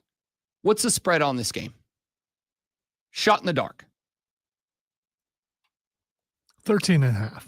Oklahoma favored by 13.5? Yes. I was going to say Oklahoma minus 7.5. Put it on a touchdown number, but we're both in the positive. Bet ESPN has the line Texas minus 1.5. Texas minus 1.5. Not even plus 1.5. Even plus 1.5, I'd be like, do what now? Do what now? Huh? How? What? Who? What? What is happening here? That's the same team that just lost to Florida, right? Same team that lost to Florida. Now, in fairness, Florida looked good in that game. That's the same team that lost to Florida. Texas favored by 1.5. I got to tell you, fellas, usually, Rob Brown might have bets on, just in the morning slot, 3 or 4 games, 3 or 4 baby bets, 3 or 4 beer bets, little $5, $10 bets here and there just to kind of make it more fun, whatever. I have one because all the money that I would take, and I might pick a side in Ohio State, Illinois. I might pick a side in Alabama, Mizzou. I might pick a side in some of these games. Put it all on the Boomer Sooners. How is Texas fair? You're giving me Oklahoma plus 1.5? Plus a point. You're giving me Oklahoma and 1.5. I don't understand this line at all. When Denton Day joins us in an hour and 5 minutes from now, I may not even talk Clemson, South Carolina. I may just go, Denton Day, what the hell is this line? And see if he can walk me into something, because I've got nothing in this one. What is this hold that Texas has that makes people think that they're still going to? I don't get it. I don't either. Like, it is the first time that, and again, like, what blows my mind is it's a spot that I think a lot of people are going to rush to blame the lamestream media. They're all hyped up. They're all this, they're all that. Guys, the Vegas lines aren't set by the media. They're not. They're set by people who sit in the back room in Las Vegas, Nevada, and they try to come up with as close to what will happen as they can to get the bet split in a way that they want split. Texas is one of the bigger states. Do they bet more than other states? I mean, there is an impact there, but I do not believe sports wagering is legal in the state of Texas yet. I could be wrong. Yeah. I could be wrong. Yeah. Anyway, so if it's not legal in Texas, then that comes off the books as a reason, right? Does it? Yeah. You're right, because the people in Texas can't sway the line. They can't figure out how to bet somewhere Sports gambling else. is not legal in Texas. They can, but here's the thing. If gambling is illegal in Texas, the number of people who are going to do it is a fraction of the people who would. And keep in mind, I'm not talking about daily fantasy. I'm talking betting. Because like in South Carolina, daily fantasy is legal, right? That's why we do a lot of prop bets. Because you can bet on DraftKings, FanDuel, whatever. But you can't bet on a game. You can't bet South Carolina minus whatever or LSU plus 7.5. You can't bet that. You can only bet Lenore Sellers over under passing yards, whatever. Same in Texas. So you'll have a lot of people that are betting in Texas on prop bets, but you won't have a ton that are betting on lines and spreads because you're legally not allowed to. And you kind of got to, if you're going to bet in a state where it's not legal, you got to know somebody who hooks you up, right? Not a lot of people are going to be willing to go through the hoops to get there. I don't think it's enough to impact this. Well, I'm not going to play into your media narrative. No. I'm not saying it's the media. I'm saying in this case, there's got to be some other reason why Vegas is giving Texas this much credit. I agree. Now, perhaps there's something and we find out. Perhaps John Mateer comes out and somebody in John Mateer's camp has let it slip that after the surgery, John Mateer doesn't have the same hand strength that he did, or that John Mateer after his surgery can't put the zip on the ball that he was putting on the ball before it. Like maybe there is something behind the scenes. But I also think... Yeah, but Manning's still playing, right? There's also that. Also that. So I genuinely don't understand this line at all. Give me Oklahoma to cover 1.5. Minus 1.5. Easy. In fact, I'll go ahead and bet the money line on this. Give me some plus money on Oklahoma to just win this game. I'll be shocked, man. I'll be shocked. All right, when we come back, let's take an early look at the NFL schedule.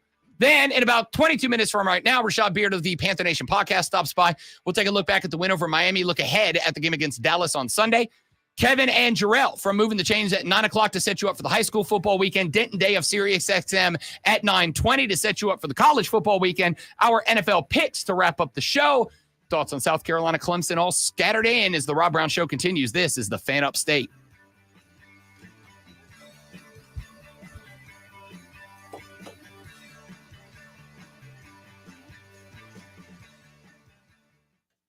I mean, I get it, Jacob, like the it's a rivalry game narrative is there.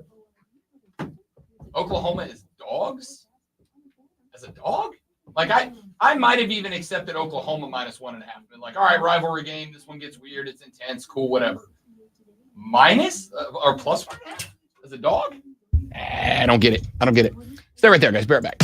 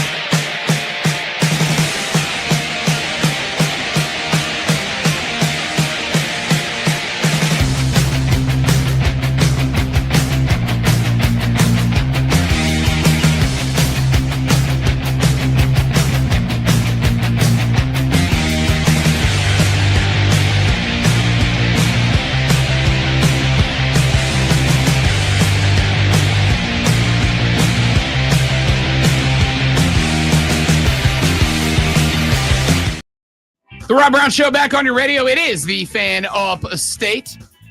Tell you what I'd like to do, if you don't mind. I said we were going to do a first look at the NFL schedule this weekend. But we always end the show with our NFL schedule look. And as I look down the rest of the college football landscape, we got a bunch more games that I would like to get to. And then we'll have Denton Day join us in an hour from right now to get his thoughts on the biggest ones for the weekend. So I assume that this won't be a problem for the majority of you, but I'm going to stick with college football here for a few more minutes because we've only worked our way into, not even through, the 3:30 slot. Georgia Tech against Virginia Tech. Why is this game interesting when Virginia Tech is 2-4, 1-1 in conference, and fired their head coach a couple of weeks ago? Why is this game interesting when Georgia Tech is a 14.5-point favorite and minus 650 on the money line? I'll give you the reason this game is interesting. This game is interesting because this is a game where Georgia Tech either proves that I was right and that they are a squad, or after they had a overtime fist fight against Wake Forest last weekend, of the teams remaining on the schedule that I thought, every good team gets in a close game you don't expect them to be in. But of the teams remaining on the schedule that I'm like, okay, that team could give Georgia Tech a tough game they're not expecting. I thought Duke might be in there. I thought, Pitt might be in there. Certainly Georgia obviously will likely beat Georgia Tech, but we'll get to that a little bit later on in the season. I did not think that Wake Forest would be that team, but they did get into a fist fight. This is a bounce back spot for Haynes King, Jamal King, for Haynes King, for Jamal and Brent Key and the Georgia Tech Rambling Wreck. Like, this is the bounce back spot for them. If this team doesn't bounce back, then I think we might have to say this might be a waste of Haynes King this year because that guy is an absolute dog. But if they go out, if they cover the spread, I feel a lot better. I would also like to point out that as of now, at 5-0 in the regular season, at 2-0 in the ACC, and most importantly, with VTech, Duke, Cuse without their starting quarterback, NC State, Boston College, and Pitt remaining, Georgia Tech is on the inside track to the ACC title game. Like, they are the front runner, they in Miami right now. This is the type of game that if you were to lose this game, the door cracks open for teams like Florida State. The door cracks open for a couple of 2-loss teams now to maybe climb their way back in. Because if you can lose this game, now all of a sudden Duke's a losable game if Mensah has the game of his life. Pitt's a losable game if Narduzzi is coaching for his job. Those games look a hell of a lot more losable. So this game matters a lot for the Tech Rec. If they go out and they cover, you go, okay, they're going to the ACC title game. It feels comfortable to say that at this point. Notre Dame favored by 22.5 against NC State at 3:30. Man, what is Jeremiah Love right now? What is Jeremiah Love? Jeremiah Love was one of the 3 non-quarterbacks inside the top 10 shortest odds getters for Heisman. Jeremiah Love has, so far through 5 games this season, 444 rushing yards. That puts him averaging about, 78, 80 a game at this point? Like, that's not good enough for Notre Dame. Now, as we pointed out a bunch of times, fortunately for the Irish, they are done with the meat and potatoes of their schedule. They have got USC left ahead of them. Outside of that, Boston College, Navy, Pitt, and Stanford. Like, Notre Dame cannot lose another game. That also means to me that Notre Dame better build up the momentum this weekend. I like them to cover the 22.5 against NC State. I also think, like I mentioned, I think this is probably Dave Doran's last year at NC State. This game would go a long way in fixing that if he doesn't want to go anywhere. This one's intriguing to me. The number 22 ranked Iowa State Hawkeyes are on the road in Boulder, Colorado at Folsom Field, and Iowa State's only favored by 2.5. So that's a 5.5-point swing back the other direction. Now, this has been an interesting week for Deion Sanders. Deion had to step away from the team for a few days because the belief is that the blood clots that have been a problem for him have returned. So he had to step away from the team for a few days. He has returned. He was back at practice on, I believe, Wednesday and yesterday. But this is, again, an Iowa State team at 5-1. Their only loss was on the road at Cincinnati, same team that gave Nebraska hell back in week 1. And it was a close loss. It was a one-score game, one score and a two-pointer, 38-30, loss to the Bearcats.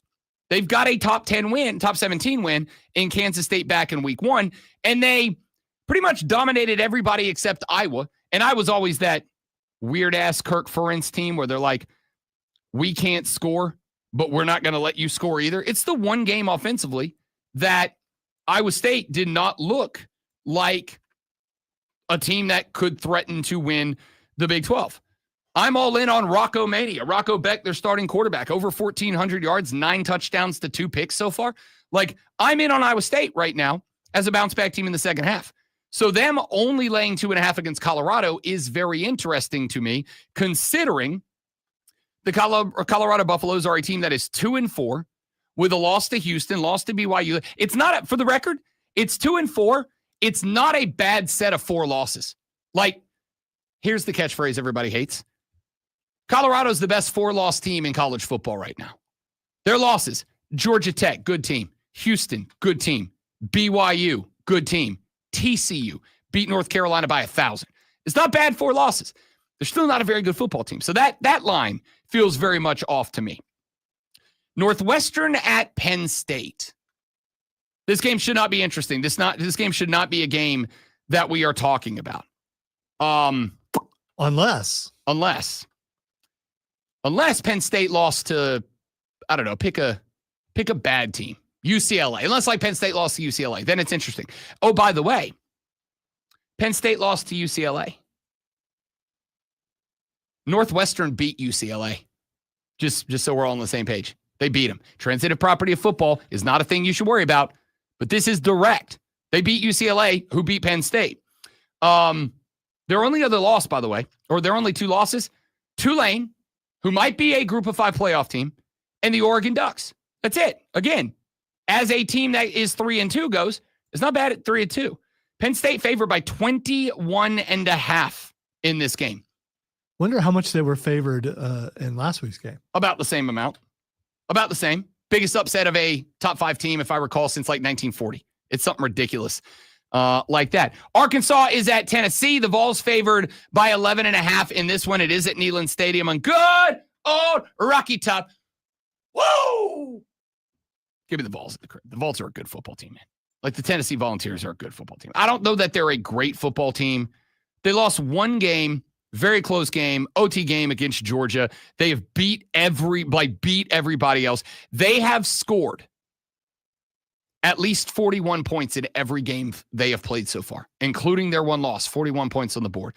Tennessee is going to rip Arkansas. Favored by 11.5, lay them all. A&M favored at the crib over Florida by 7.5 points. Did Vegas buy into Florida, or did Florida just have a really bad game against LSU? Did everybody buy into Florida as a 2-3 football team? Or did we look at, okay, you lost to LSU, you lost to Miami. Turns out those 2 teams are pretty good. Maybe you're not as bad as we thought you were. Because I got to tell you, I told you, I don't love 7.5 point spreads. I usually stay away from them. I feel like Texas A&M minus 7.5 is a play here. Like, I know you got the win over Texas, but also it took every bit of emotion you had, energy you had to get that win. Now you got to go to the compound and play in front of the Colt and the weirdos in their overalls. But I still like the Colt at the house over Florida. Like, I don't know where that number is coming from. Georgia at Auburn. Georgia favored by a field goal and a half, minus 3.5 against the War Eagle Tigers in this one. I am stuck on Auburn because on one hand, the Auburn Tigers are 3-2. I'm stuck on Auburn because out of that 3-2, you had a loss to Oklahoma that I genuinely believe was referee impacted, and you lost on the road at a top 5 Texas A&M team by 6. Back-to-back losses to 2 top 11 teams, both of them 1-score games, 1 impacted by the refs, 1 just a very good game you happen to lose. I don't know what the hell Auburn is. I do know that Georgia being a one-loss team, and that one loss only coming to the Alabama Crimson Tide. They turn around and beat Kentucky 35-14 in a bounce-back game as they should have. I kind of think Georgia-Auburn might be a good game. For a team that I was saying with the Auburn Tigers might be down a lot of transfer portal players and a head coach next year, Auburn feels like they are shockingly close to being a pretty good football team. I think I might take Auburn to cover in this one. It is the field goal and the change. I think they might lose by a field goal. And Michigan at USC, the Trojans, Lonzo, at home, favored by 2.5 in this one. They think that's going to be a last possession game. I like that. This feels like a Lincoln Riley game to me. It's been a while since we've been able to say that. Yeah, I figured you might do that. All right, later on in the show, we'll obviously break down in more detail South Carolina at LSU, Clemson at Boston College. When we come back, Rashad Beard is the host of the Panther Nation podcast. We'll take a look back at the Panthers' win over Miami last week, their game this Sunday against the Dallas Cowboys. We'll get Rashad's thoughts on that and more next on the Rob Brown Show in the Fan Upstate.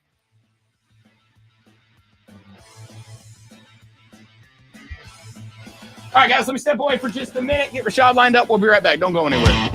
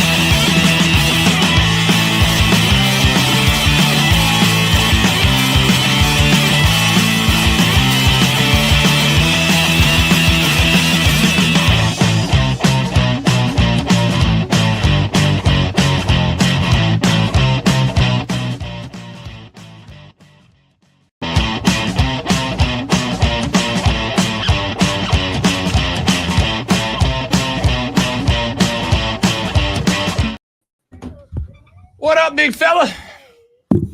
What's going on? What's good? You doing, fella? You all right? I'm good.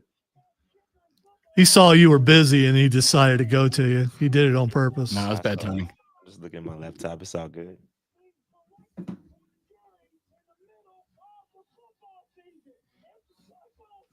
Are you as entertained by Cam Scattaboo as I am? The dude's a psychopath, and I love it. Yeah, I didn't watch the game last night. Oh. Yeah, I've heard a lot about. Well, I watched him in college, so I'm aware of his game. He's very physical. So He's a yeah, lunatic. bowling ball, man.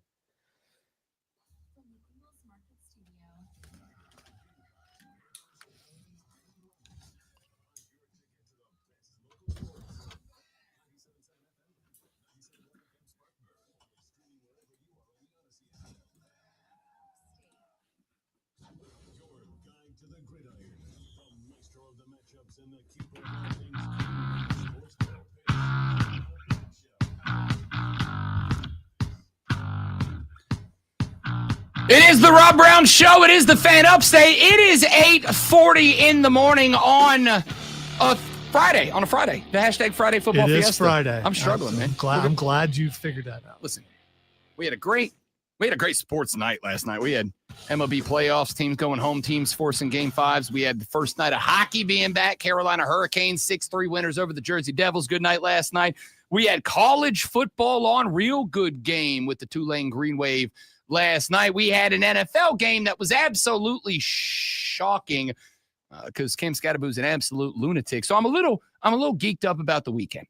I have to assume for right now that Rashad Beard, the host of the Panther Nation podcast, is also at least mildly geeked up for the weekend because for the second time this year, unsuccessful the first, the Carolina Panthers have an opportunity to put back-to-back wins together with the Dallas Cowboys coming to the crib. And the week after, Rico Dowdle lost his bleeping mind. He's taking on the Dallas Cowboys, his previous employers. Rashad Beard, you jacked up about Sunday, or are you just kind of in that, like, we'll see mode you've been in the last few weeks? Yeah, I'm still in the we'll see mode. Again, I'm not going to get caught, getting overly excited about a game until I see it. I need to see it. But, last Sunday was great against the Miami Dolphins that we had a comeback victory, a successful comeback victory. We look good. Like you said, Rico put the team on his back. I'm not going to do it every time, but okay. All right. Cause I might get caught saying Rico a lot. You can go ahead and do it one more time. But yeah, Rico is a beast. And yeah, he definitely put the team on his back and, helped us overcome a couple of turnovers from Bryce Young. So, again, there are some things we need to be careful about, with Bryce Young and the turnovers. We got lucky. The Dolphins are not a good team. We can't get away with turning the football over like that against good teams consistently. Obviously, we've seen that. But yeah, we did it on Sunday, and so I'm happy about it. I enjoyed the bank. We are 2-0 inside of Bank of America Stadium, so hopefully we can keep defending the bank, and that will continue on this Sunday. No, totally agree. Miami is not a good football team. At the same time, Rashad Beard, it was, as far as Tua Tagovailoa goes, one of the better games that he had individually, and yet you guys were able to kind of stifle that offense. I do want to flip to your offense at one point, but from the defensive side of the football field, it looked like it was the most comprehensive game that Carolina's defense has played. I don't necessarily think you look at it and you go, what a hell of a game. I'm saying it was the most complete game you've played so far. You will have to be better against Dak and the Cowboys to string two together. But the takeaway for me was at a spot where you're looking for any silver lining to tug on is a start. Yeah, I mean, the defense collectively, if you look at the first 5 games, they're top 12, right, in total defense, which is something that I've asked for. I've come on this show several times and said, hey, all we need is our defense to be average. And they're doing that. They're doing that. And we need the offense to step up. But the defense, they did a good job on Sunday. They got 3 sacks, which matched their total in the entire season. So that's a positive. We're able to get to the quarterback, apply some pressure. Now, with some context, Miami has one of the worst offensive lines in the league, but we were able to take advantage of that, which is great. One thing we do need to work on is defending the tight end, because Darren Waller looked like prime Darren Waller going up against us early in that game. We were able to shut him down. I think Corey Thornton was on him, got matched up against him, was able to slow him down a little bit throughout the game. But early in that game, Darren Waller was going ham. So we need to make sure we do a better job against the tight ends because that's not a good look. But yeah, the defense did a good job, and I will give credit where credit is due because they made a change. And I think this may have helped a couple of people, especially our linebackers. We've been very critical of our linebacker play. And one thing the Panthers did do was switch the play caller. So now Trevin Wallace has the green dot on his helmet. He's calling plays, which allows Christian Roseboom to now play freer. He doesn't have to worry about calling the plays and all that stuff. That was, I believe, something that helped out, and it looked like Christian Roseboom was playing freer. We saw him make some tackles in the backfield. I'm not saying I made a mistake on my show and said he looked like Luke a little. I got excited. I went a little bit too far, Rob. He did not look like Luke Kuechly, but he definitely looked better than what he looked in the first 4 weeks. So maybe that change definitely helped. So I'm looking forward to our defense definitely improving against Dallas. We're certainly going to need it. Yeah, the tight end thing makes you a little nervous when Jake Ferguson showed back up last week with a couple of tutties for the Cowboys. And that if he gets rolling in that one, if Dak gets comfortable with him, then all of a sudden George Pickens, CeeDee Lamb on the outside get a little bit scary. I thought that the cornerback specifically, but the DBs played a better game. However, you are about to go up against an offense with, to me, a quarterback that's never been the problem for the Dallas Cowboys and a pair of all-pro wide receivers on both sides and a stud tight end in the middle. What is the best and worst possible outcome with the passing offense? Because Dallas is not a great running team. If you can take the pass away, you give yourself a chance. Can you? Yeah, it's gonna be tough. I think Dak is playing really good football, considering what's around him. CD is out, so he doesn't have CD, which is gonna be tough, right? Without him, but Pickens, those other guys have stepped up. The biggest question for Dallas is that offensive line, right? They also have a not great offensive line. So the question is, can the Panthers once again take advantage of a weakened offensive line for a team? And the problem is that Dak is a much better quarterback than Tua. And so Dak is going to be able to get the football out, take advantage of the weaknesses in our coverage, especially in the second, in the linebacker room, covering those tight ends. So it's going to be a challenge. This is not going to be like last week. I think Dallas is going to be able to push the football. I think this is going to be a high scoring game. So whatever, I don't know what the over under is, but I would take the over because Dallas's defense isn't that great either. But I'll stick to Dallas' offense. But yeah, Dak is going to be tough. It's going to be a tough matchup for our defense. Our secondary is our strong suit, right? You know, you've got J.C. Horn, Mike Jack. Those guys have been playing very well. I think it's going to be a tough matchup, but I think that the secondary is capable. The biggest thing we have to take advantage of is their offensive line. And I would also say we did a great job against the run last week. 19 total yards on the ground for Miami. If we can repeat that kind of performance, I think we can try to stop Dak. It'll be tough, but we're gonna try to stop him. Yeah, I mean, I think that's the play. Again, taking away the run, making it be Dak, if you want to beat us, you got to go get 303 tutties through the air and then not letting him do that. Like, that's going to be the ball game. Flip to the other side. I have been saying that I do think Bryce Young can, and I say this because we've seen him do it, be better than a 191 touchdown kind of guy. At the same time, it is felt to me, Rashad Beard, as if that's not either what Dave Canales wants out of him in this offense, or he doesn't trust him to do more than that in the offense, or they are just trying to be a more dink and donk, but emphasis on the run football team, and that's why we're not seeing him pop off. Where do you think the roadblock is between Bryce Young and being the guy we saw in weeks 7 through 12 last year, this year? It's interesting. I think the brand of football that Canales wants to play, I don't think Canales wants Bryce Young to throw for 300 yards a game. I think when you look at the Panthers' win-losses, the wins are when Bryce Young throws under 200 yards. The defense is able to do their job, and and we're able to run the football. You saw what happened with Rico. Like, when Rico's getting off, we're good. We don't want Bryce Young to be able to have to take over a football game and put it all on Bryce Young. We don't need that, right? We don't need that. We have a good offensive line, which is one of the best run blocking offensive lines in the league, right? We can run the football. So we don't need to put everything on Bryce Young. He did a great job, and he does a great job when he needs to. Those fourth down plays last week, he had a couple of them. They'll throw to T-Mac where he, evaded the pressure and threw a sidearm to T-Mac on a fourth down. That play essentially flipped the entire game. There was another play that he did on fourth down again, the touchdown throw to seal the game, he's capable, but I don't think that's the brand of football that Canales wants. I don't think he wants to put everything on Bryce Young's shoulders. This is a team game. Let's run the football. I think that's Panthers football. If you look at the historically, we've always been able to run the football. So I think that's what we want. I think that's fair. I also said that that play, that pass, spectacular. That touchdown pass to Xavier Legette was about as pretty as it gets. I mean, anticipating the spot, getting it to the spot, getting it to where XL's going to be, but in the spot where only he can get it. That's one of those passes that you look and you go, friggin' that. Like, let's pull that out of the bag every now and then. But I agree that those passes and those plays were there because Rico Dowdle's out there being a dog. What do you make of what Rico Dowdle did? Is that he took everybody by surprise because he had not had that much emphasis in the offense because it's been Chuba's game and it was breakout? Do you make Rico Dowdle is him? Like, where do you land on his performance and potentially the ability to do it again against the team that signed his paychecks last year? Yeah, I think, man, Rico, people forget Rico was 1,000-yard back last year with Dallas, right? So he is certainly capable of doing what he did. Now, that being said, Rico, it was fantastic. But I got to be honest with you, Rob. I probably could have ran for a hundo against against Miami. The rush lanes were wide open.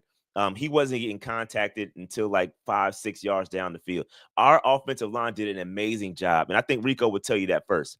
Our offensive line did an amazing job run blocking for him. Rico obviously he has great contact balance. He runs with power. He's not going to go down on the first hit. I saw that when he was able to get touches prior to this game, when he was splitting carries with Chuba. I wanted to see more from Rico because he runs angry. You know what I mean? So the Rico is certainly capable. And we have a great problem. This is what depth looks like, right? We haven't seen it very often in other positions, but our running back position is a strength.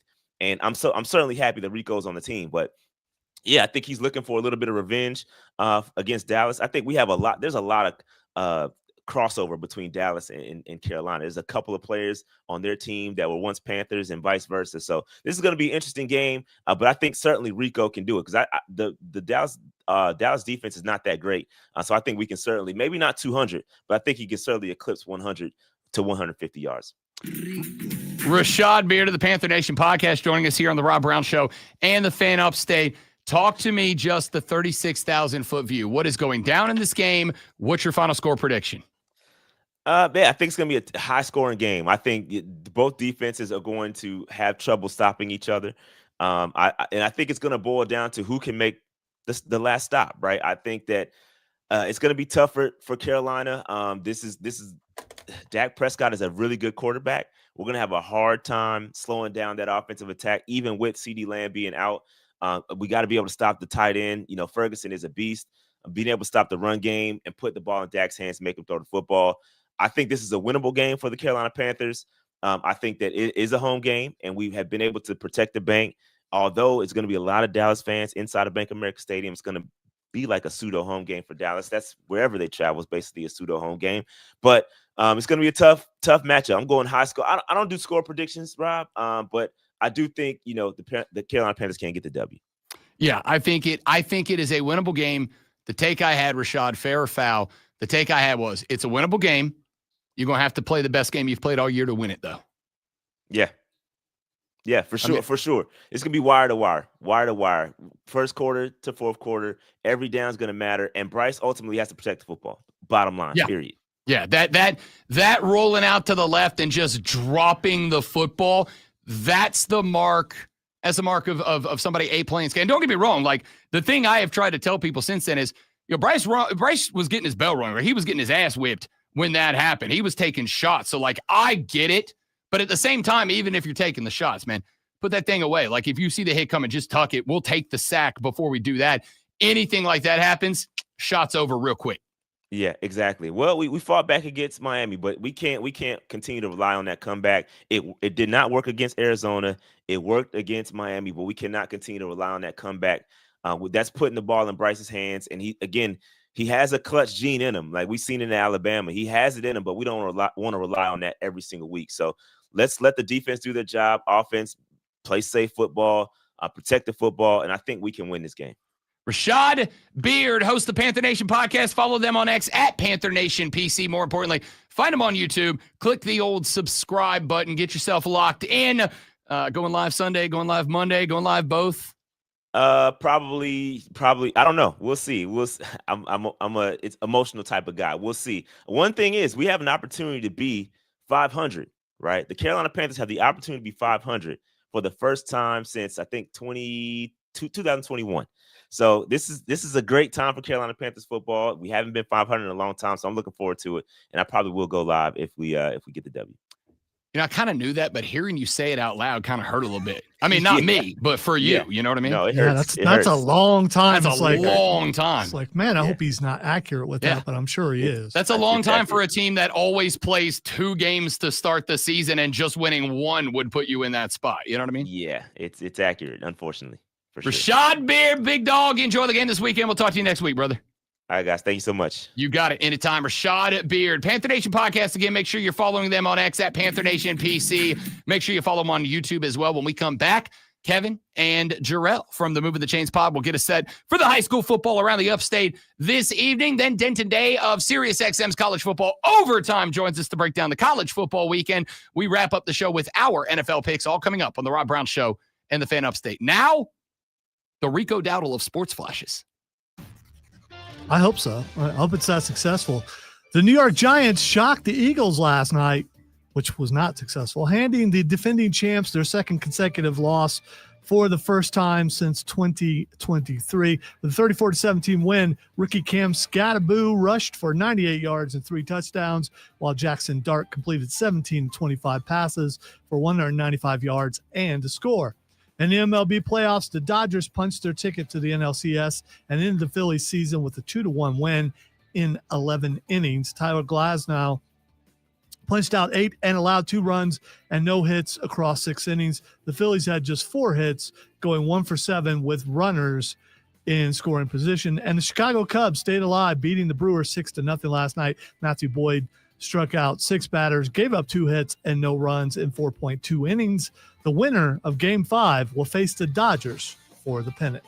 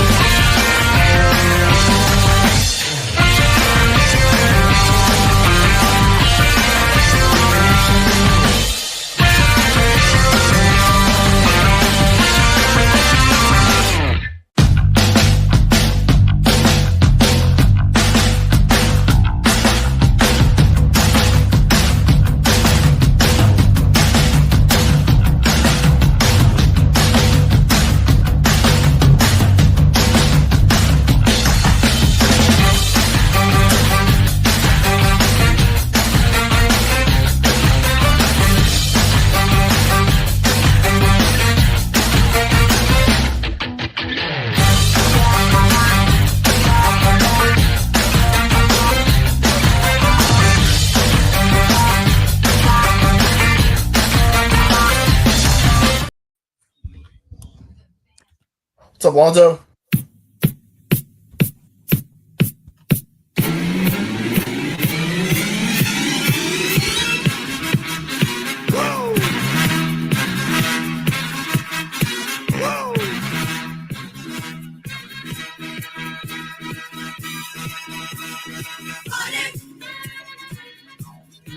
Thank God it's.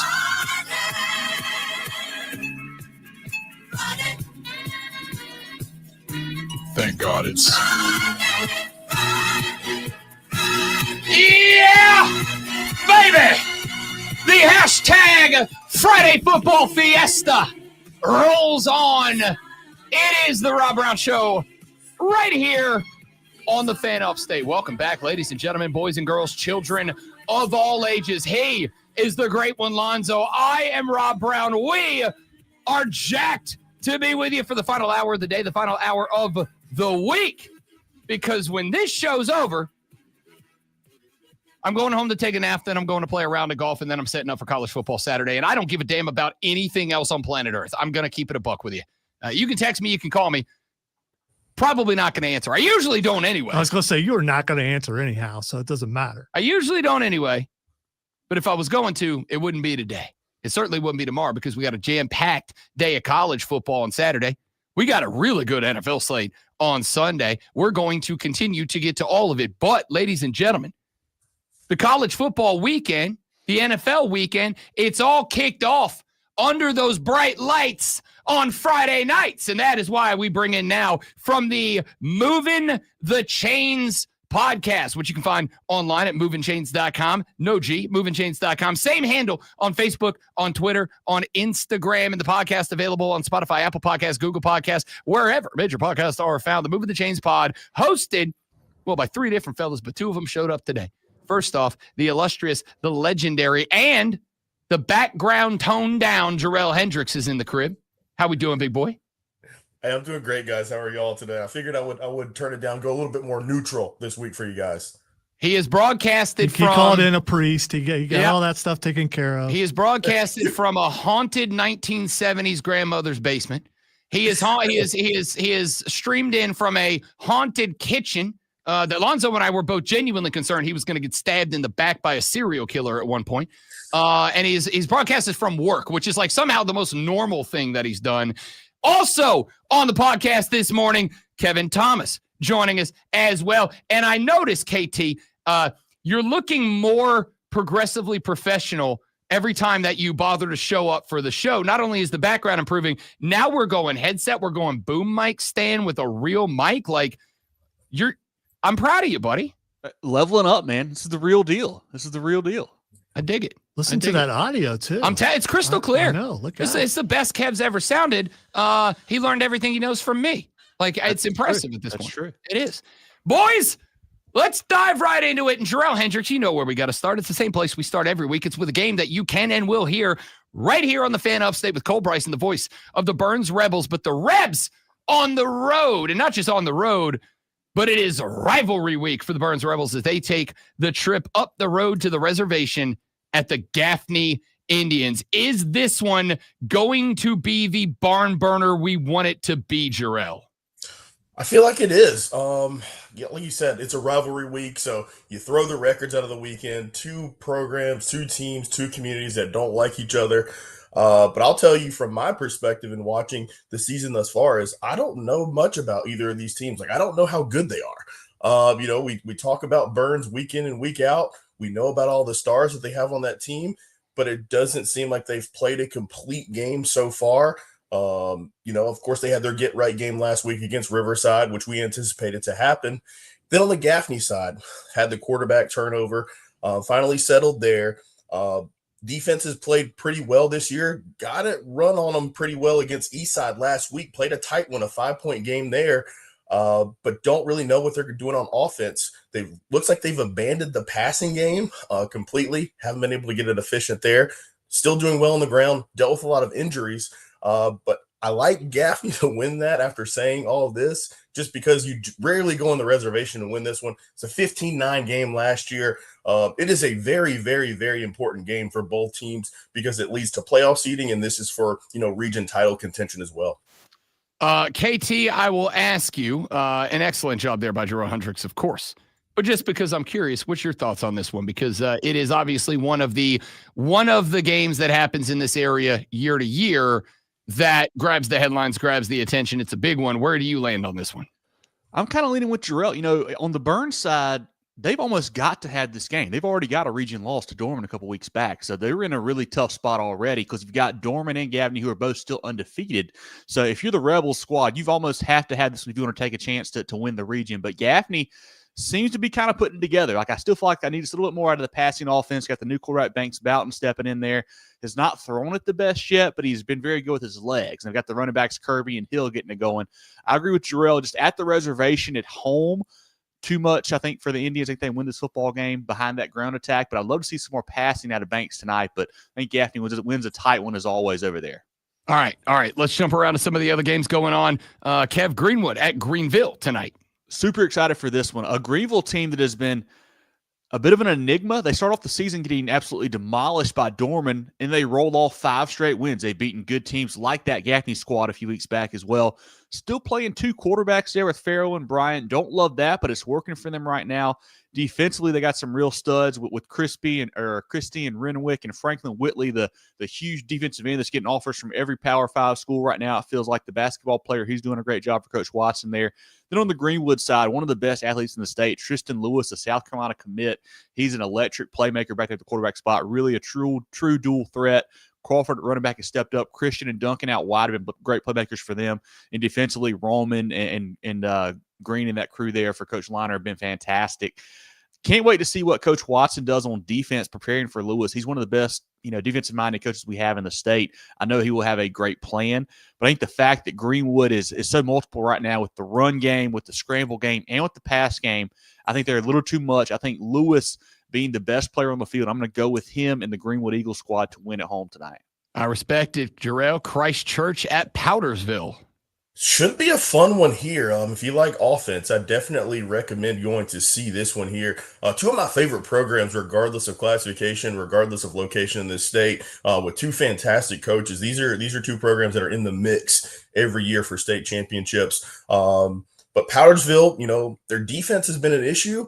I talked about their defense last week, and they pitched a shutout and then shut me up. So we'll see what they do, see if they can follow up that performance there. Obviously, on offense, they're led by quarterback Keegan Reed there, who is really a gunslinger. Big kid, can make all the throws. So it's a lot of fun to watch their offense go.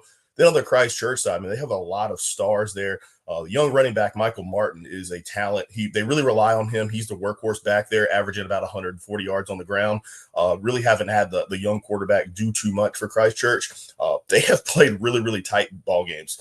Christchurch has found a way to win those tight ball games as well, but I don't think they're going to do it this week. I like Powdersville in this one, playing at home. I like Reed to get it done. Again, we're getting towards the end of the season here. Stretch run, very, very pivotal region matchup here, so could decide the region title there. I like it. Chesney's at home, Kevin. Who are they playing? They're playing Clemson, the Red Devils, man. And this one is for the region title, in my opinion. The 2 best teams in that group there. Chesney, much improved. Brett Chappell there at the head man there for his second year, has done a fantastic job with that program. A team that is on certainly a good trajectory heading up. The receiver, Braylon Blanton, he's a North-South guy. He's a really good player. The quarterback is tough. They're getting better and better. But this Clemson team, they're defending 2A state champs for a reason, man. They're really good. They struggled some early on in the year, kind of replacing some pieces, getting that figured out, but they've got it going now with Javen Cook, Angelo Cromer, and crew behind Trey Aiken, the big NC State commit up front. That run attack is running on all cylinders for Coach Fountain's bunch. I think Clinton just too much offensive playmakers right now. I think they win this game on the road. I think they kind of lock up the region title tonight. Clinton Red Devils is the pick for Kevin. I like that. And he specifically said Clinton Red Devils, which I appreciate out of you, buddy. Don't put that on me. Don't put that on me. Sounds like fear. It's like they're okay. Tough place down there, Lonzo. I've been there. I get it. It's got a T. I know. I've been there too. It's got a T on the sign. A lot of mullets and not many front teeth. Well, the fact that Lonzo and I agree on this is what puts some oomph behind it. You know what I mean? I'll let y'all fight that battle. Kevin won't even say on the good side of the guys down there. I like Hey, it. stand on business, Kevin. It's Clinton. That's what the people say. It's their town, Clinton. Okay. Boys, let's run through some of the other ones taking place around here. Big one. We're really interested in this one. Dorman at Spartanburg. Should be fun. I like this Dorman bunch, man. They have been consistently good all year. Had the one slip up against Greenwood, but Coach Morris's bunch has just played some fantastic football. Like Kevin mentioned earlier, these guys are the de facto leader in the region there in Region 2 and 5A. I mean, I think they're going to continue to cruise in this one. Spartanburg's kind of been a little bit up and down. They really haven't hit their stride this year. I don't expect them to do so in this game. Give me the Cavs here. I like it. Fountain Inn at Wren. I think this might be the best game that nobody's talking about. Two really athletic teams, two really good offenses, especially. You know, Wren, we knew coming into the year, had a great defense, had a bunch of young pieces on offense who are starting to grow up now. Jacob Owings, Caden Hill, Muntu Brown, really showing out for Coach Freight's group there. Fountain Inn led by one of the better quarterbacks in the state, Sam Holliday, a real dual threat guy, Colby Flood, a playmaker as well there for Coach Nichols.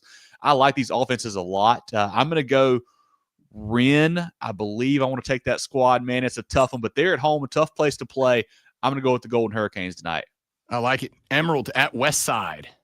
This is a fun one here. It's got potential. This is a West Side program that we're used to being like high-flying offense, really getting it done. Lost so much from the last 2 years and kind of in a rebuild mode this year. Haven't played the best. They played some really, really tough competition non-region, but won their last two, so they got to be happy about that one. Emerald's a program that's really been building, though.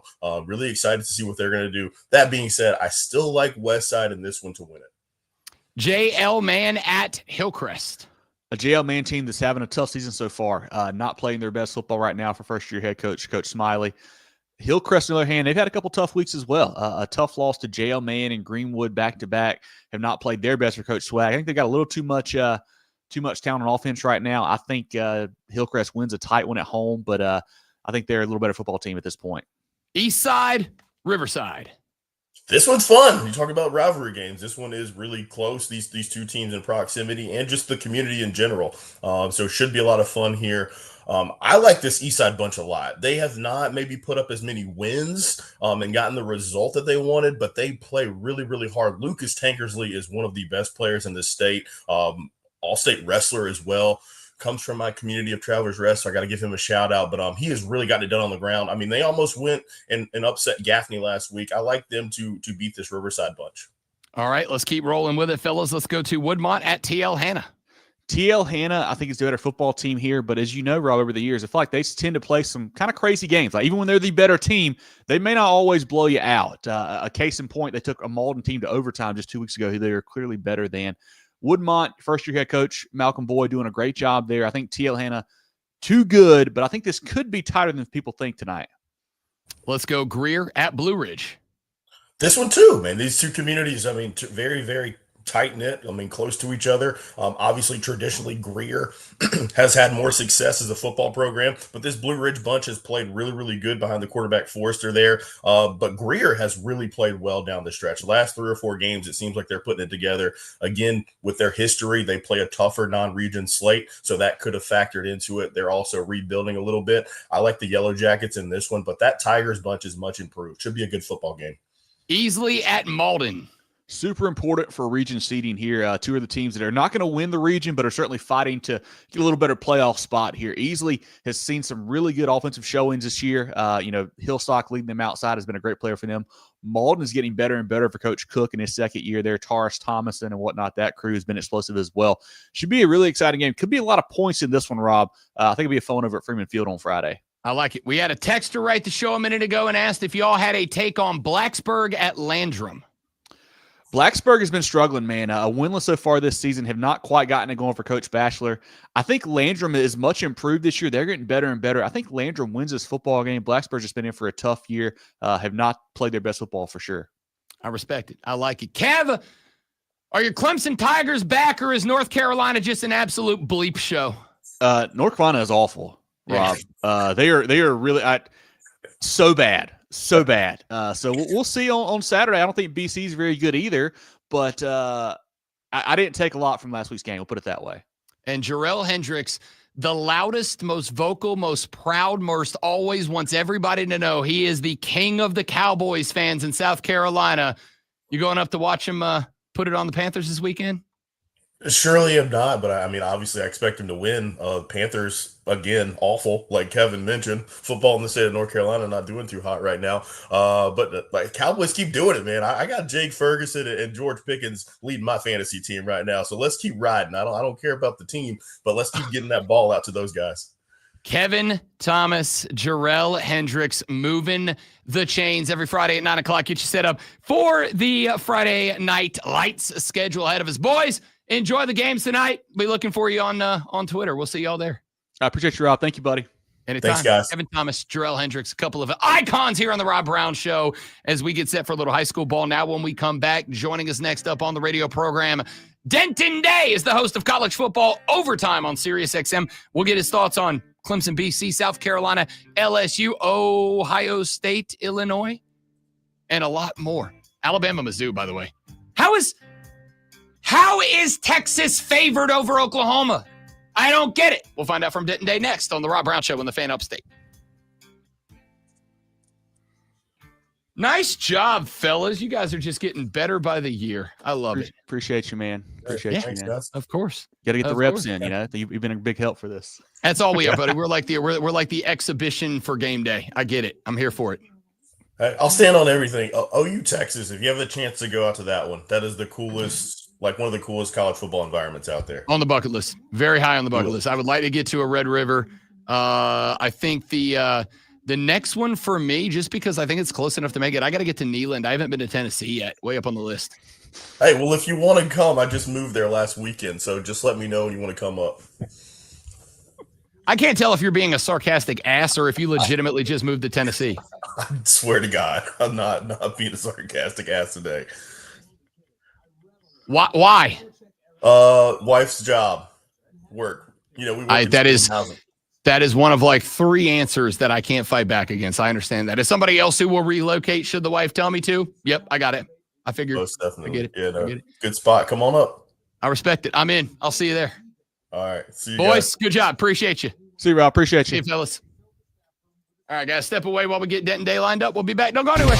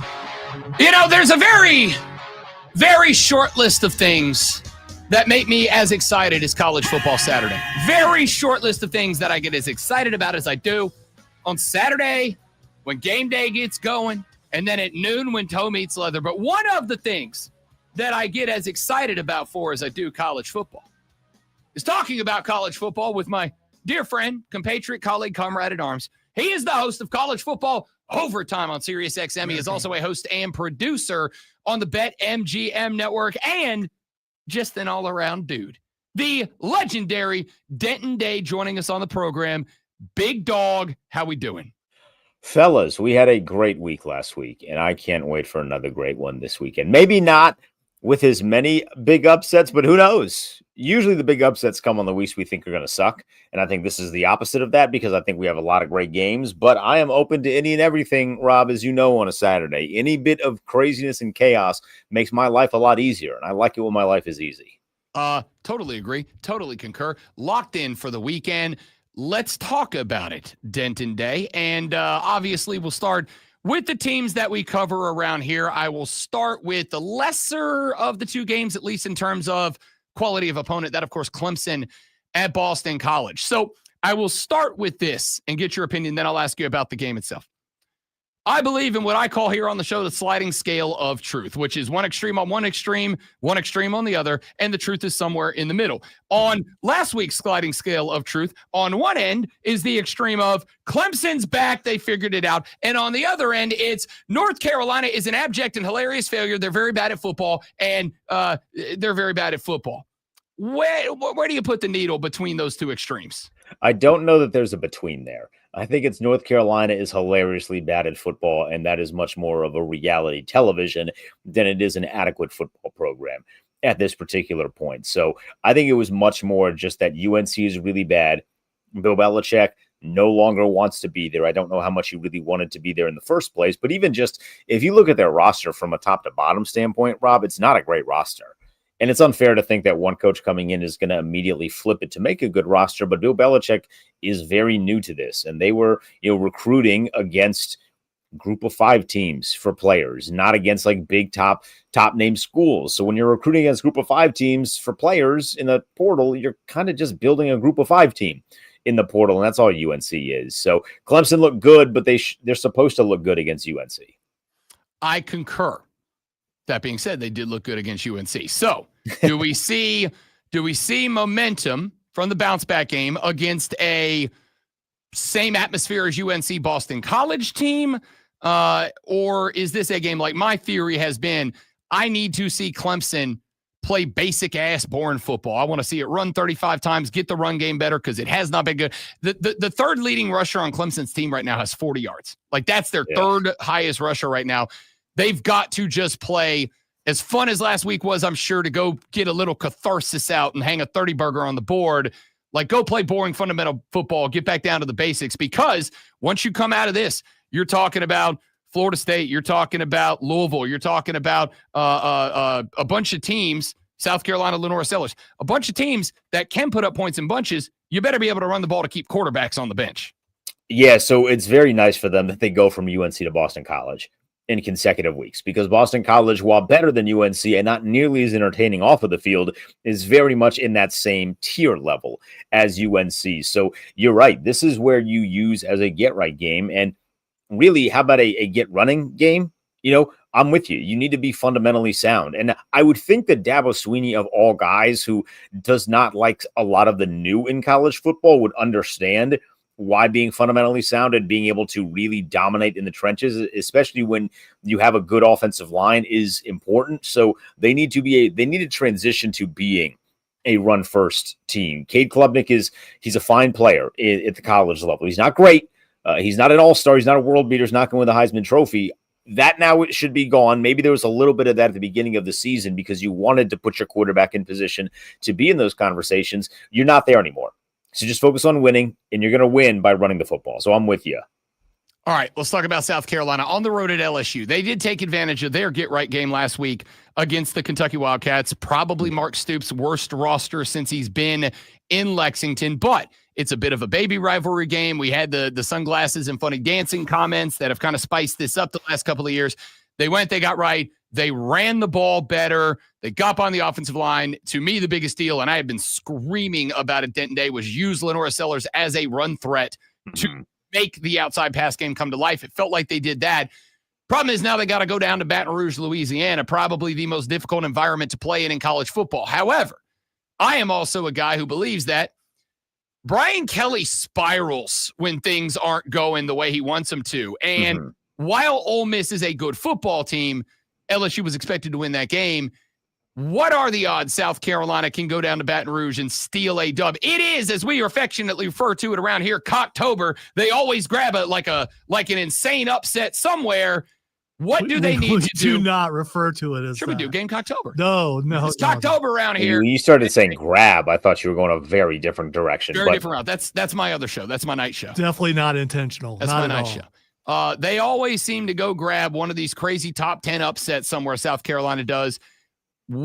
First off, can they do it at LSU? And number two, what do they need to do it at LSU? So they certainly can, because LSU's offense is not particularly great. Defensively, they are really, really good. Offensively, there's a lot left to be desired there. You need to go back to what happened with Ole Miss and utilize that. And it goes hand in hand with what you wanted to see from South Carolina last week, which is using Lenore Sellers' legs. If you look at all the games that LSU defensively has played really, really exceptional in, it was against quarterbacks that either could not run the ball or would not run the ball. And therefore, you give the defense an advantage. Against Ole Miss, Trinidad Chambliss, he's really good with his legs.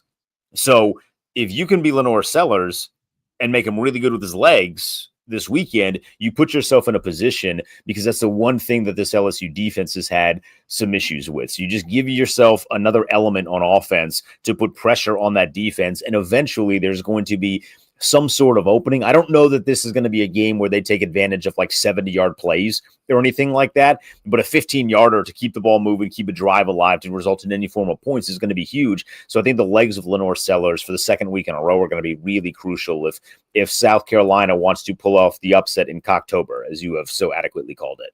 Hell yeah. Start it. Make it a thing. Hashtag Cocktober. All right. Let's jump to some of the other games around the weekend that matter. Denton Day, I saw this line, and I kind of had to sit back in the chair and catch my breath, because I thought there's no way this is right. Do you know what game I'm about to bring up? I have a feeling I know what game you're about to bring up. Texas favored over Oklahoma? Yeah. Why? Yeah. So the thought with this one is that it was because Mateer is not playing. And then Oklahoma put the word out that there is a potential that Mateer might play. They need to see today how he grips the football, which to me, Rob, is telling us that John Mateer is not going to play. I think this number right now has shifted in most books to now Oklahoma being a very short favorite at 1.5, which means Texas is now plus 1.5. I don't particularly like Texas. You can just end the sentence there. I don't particularly like them. I don't think that Arch Manning is spectacular, but as a gambler, I do have a general consensus way of viewing things, which is if I see a line, and this meets the qualifications, where there is an unranked team and they're favored over a ranked team, that immediately is going to send off some sort of alert in my brain. So I was on this one. I didn't really feel comfortable laying the 2.5, but in a rivalry game that traditionally can be pretty close, I would feel a little bit more comfortable with Texas. If you're laying it today, being a 1.5 point underdog, I'd feel good about that. Now, here's what I will say, Rob, and this is where you need to take advantage of it if you haven't already, and all of your listeners need to. I don't believe that Mateer is going to play. I think this is tomfoolery. I think this is just some rivalry stuff. But because these rumors have been a thing, the total has gone up. So that total now is at 44.5 instead of 42 or 41.5 like it was earlier this week. I don't like Arch Manning very much. That Oklahoma defense is really good, and I don't think their best quarterback is going to play. So I'm living on that under. I was comfortable laying it at 42.5, but now that number's gone up, this is a great opportunity for us as gamblers to take advantage of these rivalry tactics of trying to pull one over on your arch nemesis. So that to me has been the biggest takeaway from this entire week. I don't believe that he has fixed a broken bone in 16 days, and I think that number is now beneficial to you as a gambler.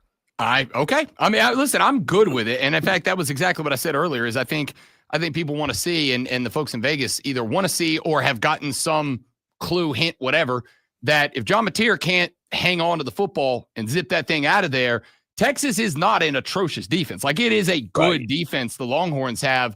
If he can't deliver the football, then yeah, I can see this being different.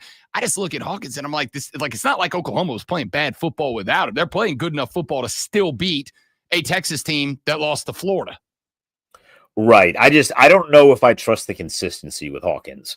Because if you remember, he was kind of supposed to be their guy last year when they did that like whole weird back and forth thing with Jackson Arnold and him. And he gave you good games, but it was never consistent. So my issue with him is, all right, you did really well against Kent State, but Kent State is, I mean, they're nobody. Like that's one of the things that is like, I kind of had to catch myself a little bit this week because I was like, well, Oklahoma really, they had a week off after the John Mateer injury, and then they played Kent State.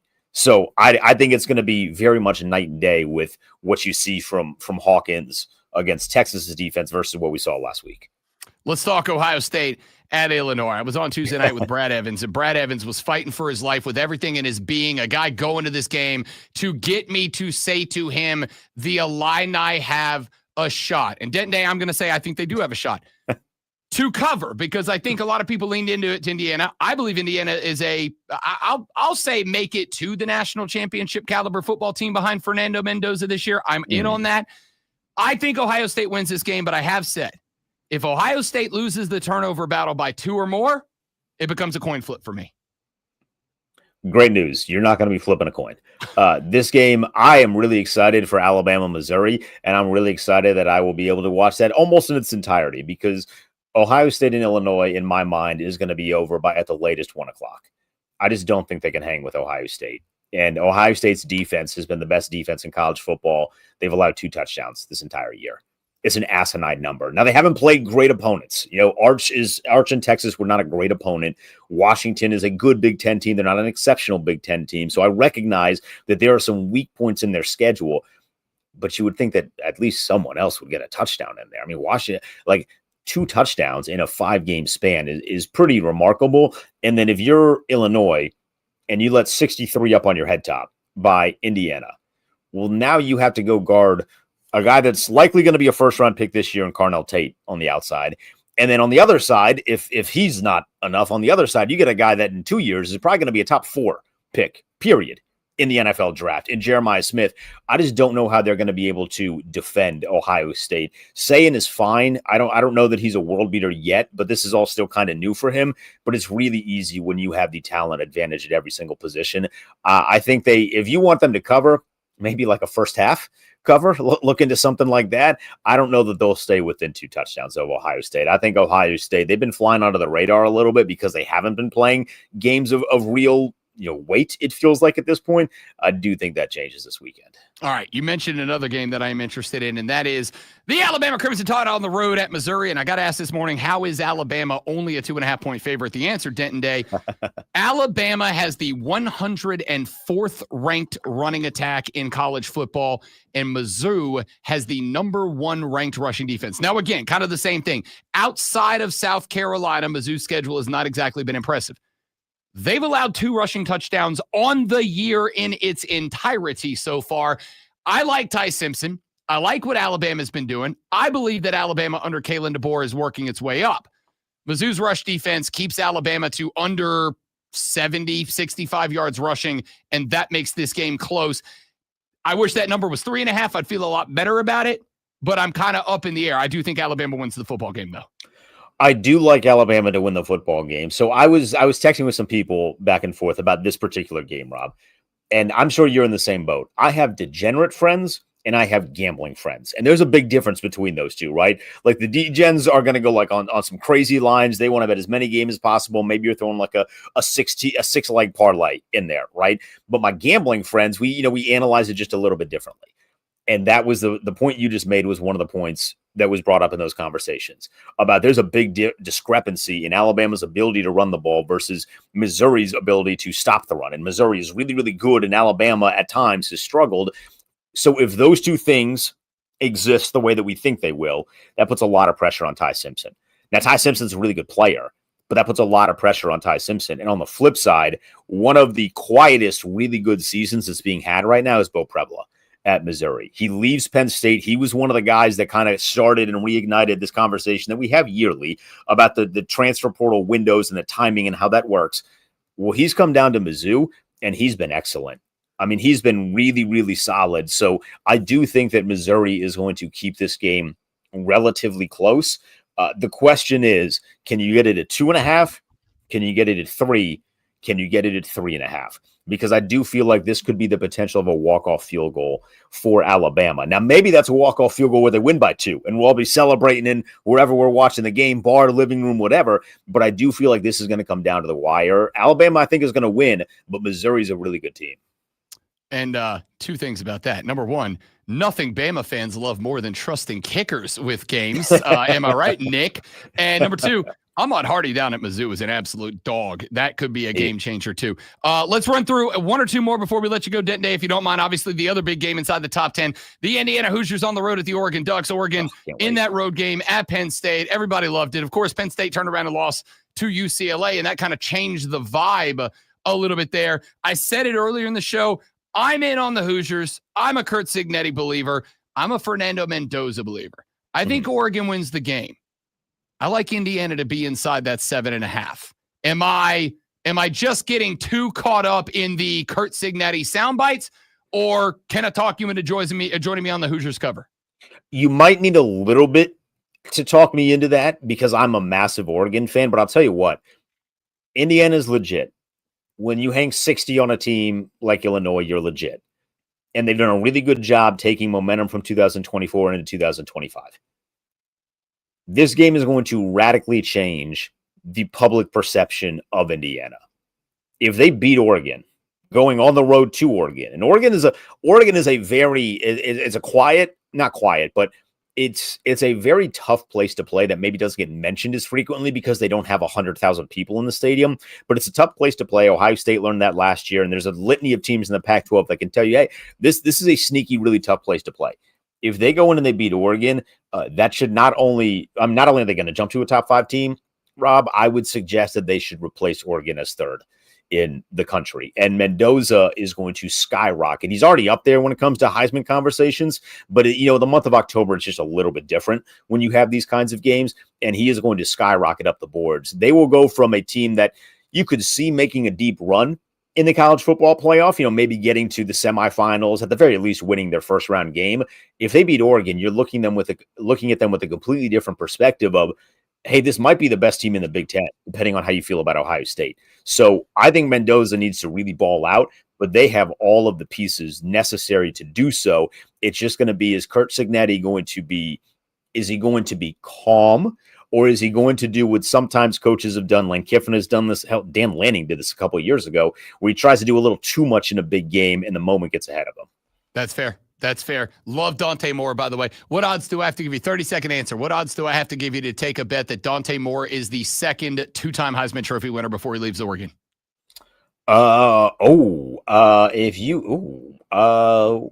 We'll say 20 to 1. If I can get that at 20 to 1, I think I'd be interested in that. That's a good question. I like it.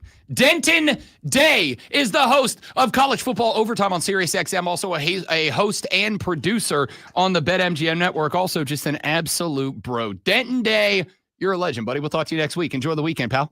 Fellas, appreciate it as always. Let's win our bets this weekend. Let's win some bets this weekend. Big guy, appreciate you. That is Denton Day from College Football Overtime on SiriusXM. You'll hear him on Saturday nights at the conclusion of the football weekend. Well, football Saturday. And, of course, across the BetMGM network, you will hear Lonzo and I give you some thoughts on the NFL weekend. I may drop a baseball bar or 2 as we wrap up the Rob Brown Show Friday edition next, right here on the Fan Upstate. All right, guys, thanks for hanging out. Live read, be right back. Don't go nowhere.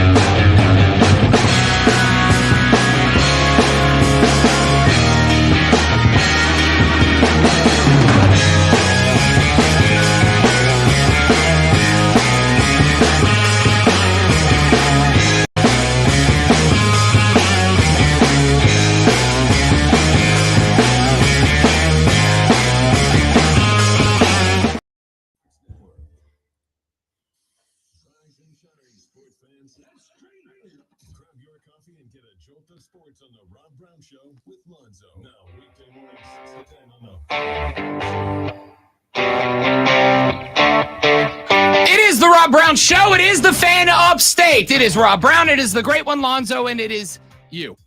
Let's run through a bunch going on between here and when we all gather back together on Monday to recap and review the football weekend. Tonight, we have got ALDS game number 5, the Detroit Tigers taking on the Seattle Mariners. This one will be back in Seattle, Washington. A, the playoffs have been very good. B, the folks in Seattle are absolutely buzzing right now. Tarek Skubal back on the bump for the Detroit Tigers. They have the edge in pitching. It does not matter who Seattle throws. Tarek Skubal is the best pitcher in baseball this year. That being said, Seattle beat him back in game number 1. That being said, Tarek Skubal has lost 4 of his last 5 pitching appearances. He has 1 postseason win. It was against Cleveland in the wild card round. He's very good, but he's not at his best right now. Give me Seattle at the crib. That place is going to be absolute gas and electricity all night. The NLDS will wrap up tomorrow, game 5 between Chicago and Milwaukee. This one back in Milwaukee. Listen, I've enjoyed the Cubs all year. They're a fun team. PCA has been a very enjoyable player to watch. Probably my second favorite player to watch behind only the big dumper Cal Raleigh in Seattle. That being said, Milwaukee is the best team, or scratch that, the hottest team in baseball right now. Good on the Cubs for winning a pair at Wrigley. And again, Wrigley Field, one of the best home field advantages in baseball. Give me the Brew Crew at the crib. I think Milwaukee moves on to take on the Dodgers in the NL. I think that Seattle will be moving on to take on the Blue Jays in the AL. We have NHL hockey back underway. Carolina Hurricanes 6-3 winners last night over the Jersey Devils. It is exactly the start that you wanted. The goal scorers were goal scoring. You had assists, you had apples, you had dimes from everywhere on the ice.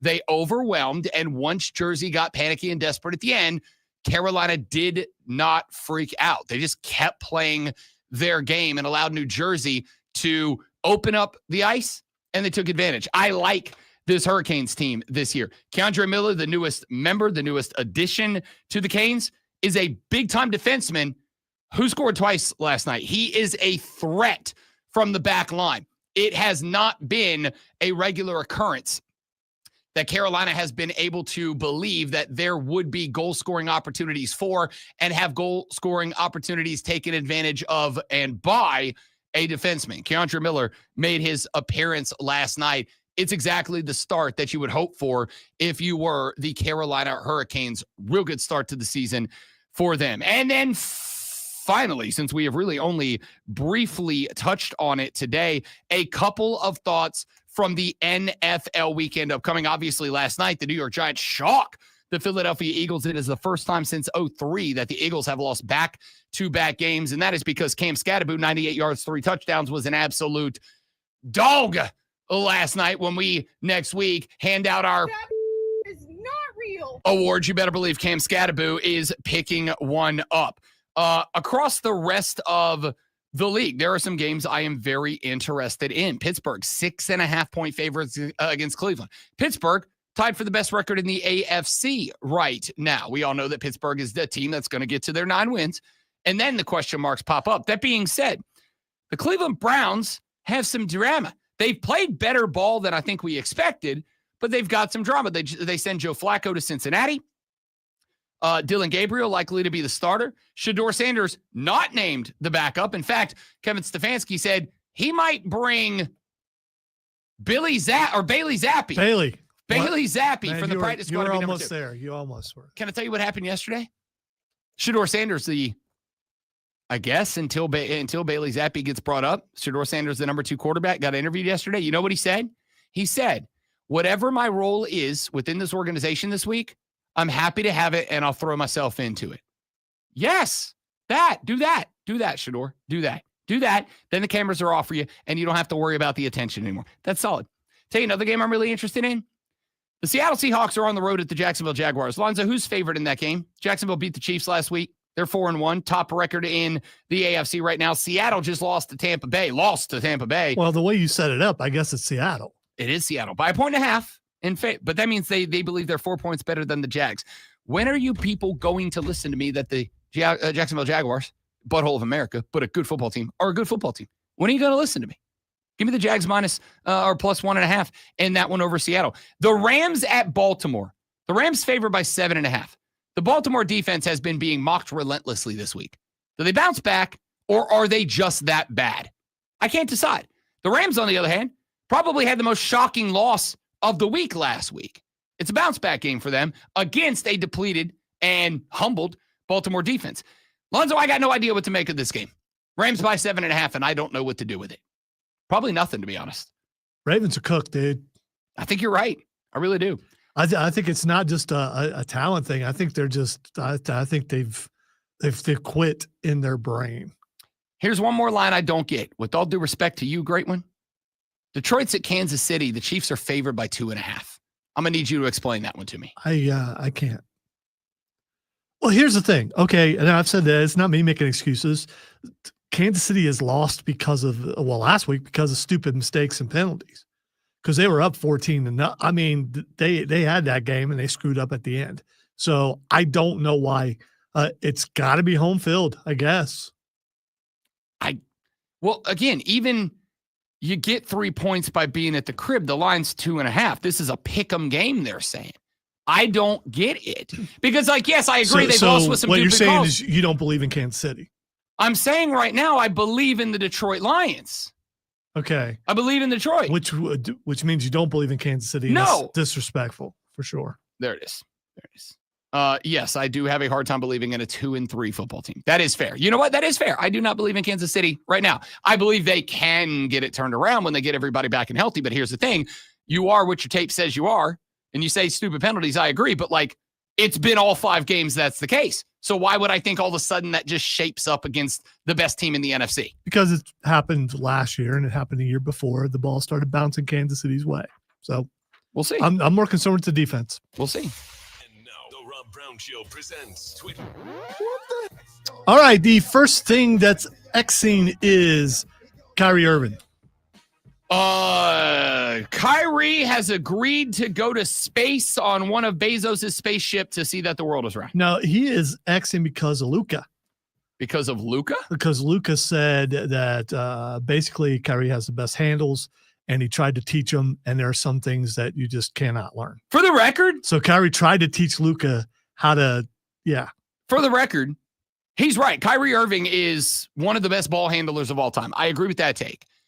Could you imagine how terrifying Luka Doncic would be if he had Kyrie's handles too? Oh, exactly. He might go down as the best player of all time if he had Kyrie's handles. Shout out to Kyrie when they were on the same team. Of course, you want to teach him that. Yeah, because Luka still very much plays a very physical style of game. But if he was that physical and he had Kyrie's handles, he might be the best basketball player of all time. Agreed. All right, the next thing that's Xing is Russell Wilson. Russell Wilson Xing because he went into the game last night when Jackson Dart had to go get studied up for the concussion protocol. Well, he went into the game, he threw one pass, and by threw one pass, I mean he underthrew his receiver by about all of the football field.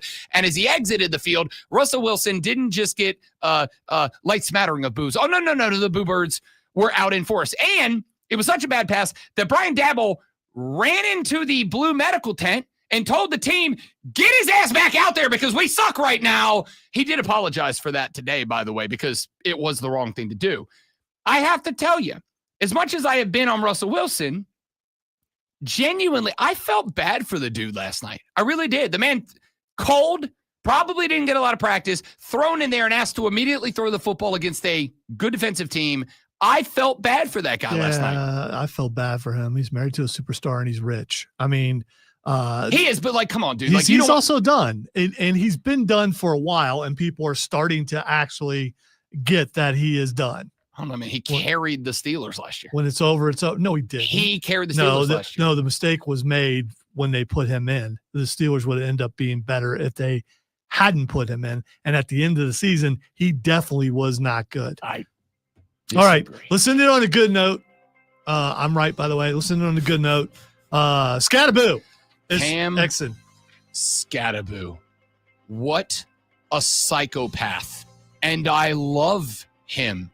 He is, you know what he is? He's this generation's Gronkowski.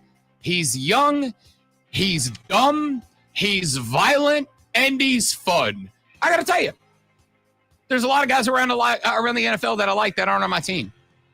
Cam Scattaboo is the only guy not on my team that I love that guy. He's a psychopath, and I will watch every Giants game the rest of the year because of 6-44 in the trap.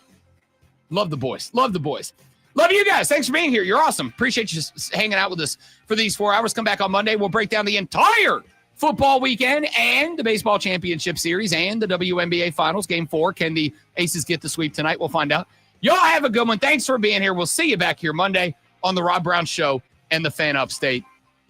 Later. That's just some Bush League stuff. Good job, everybody. We did it. Yeah. Proud of us. I haven't seen the exact ending yet, Austin, but I've seen the MFTs have been running roughshod over everybody. I would like to thank Lillian for showing up in the chat and recommending Dr. Solomon to everyone who has herpes. Wait, what? I'm recommending Dr. Solomon to everyone who has herpes simplex virus to get the cure from. I was diagnosed with genital herpes in 2019. Thanks for showing up and dropping that bar on us, Lillian.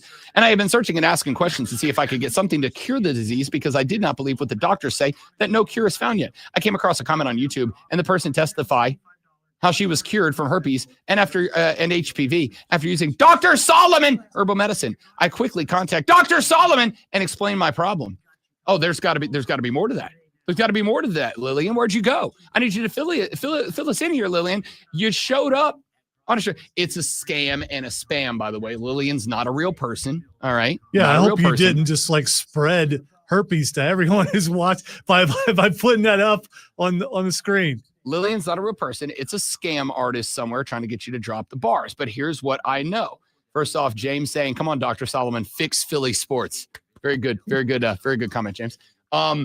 My favorite thing about that is 1,075% being that if you're trying to sell Lillian as a real person, the way that you just did it is to come up with, and oh, by the way, I would like you to look at the picture of the woman here as a clearly in her, let's say, late 50s, early 60s. 50s, yeah. Let's say 50s to 60-year-old woman who dropped randomly into a sports talk stream and was like, "Hello, everyone. I have genital herpes. Would you like to talk about it?" Incredible. This is my favorite scam that's ever showed up on the show. That is a bar. It could be someone just pranking. It's a us. scammer. Yeah, it's a scammer. It's 100% a scammer. I know. Wait, how do you know? Because that's just a scam. Okay. My favorite game. So you haven't tried to contact Dr. Solomon? No, I've never contacted. This is the first time I've learned about Dr. Solomon and his cure that doesn't exist for genital herpes that Lillian has. Okay, all right. Phenomenal. Why are our numbers just go up as soon as they really did too? That's wild. That's wild. That's wild. That's wild. That's wild. All right, kids, we got a jet. Thanks for being here. You're all amazing. And if you have genital herpes, call Dr. Solomon. Dr. Solomon. See you back here Monday. Goodbye.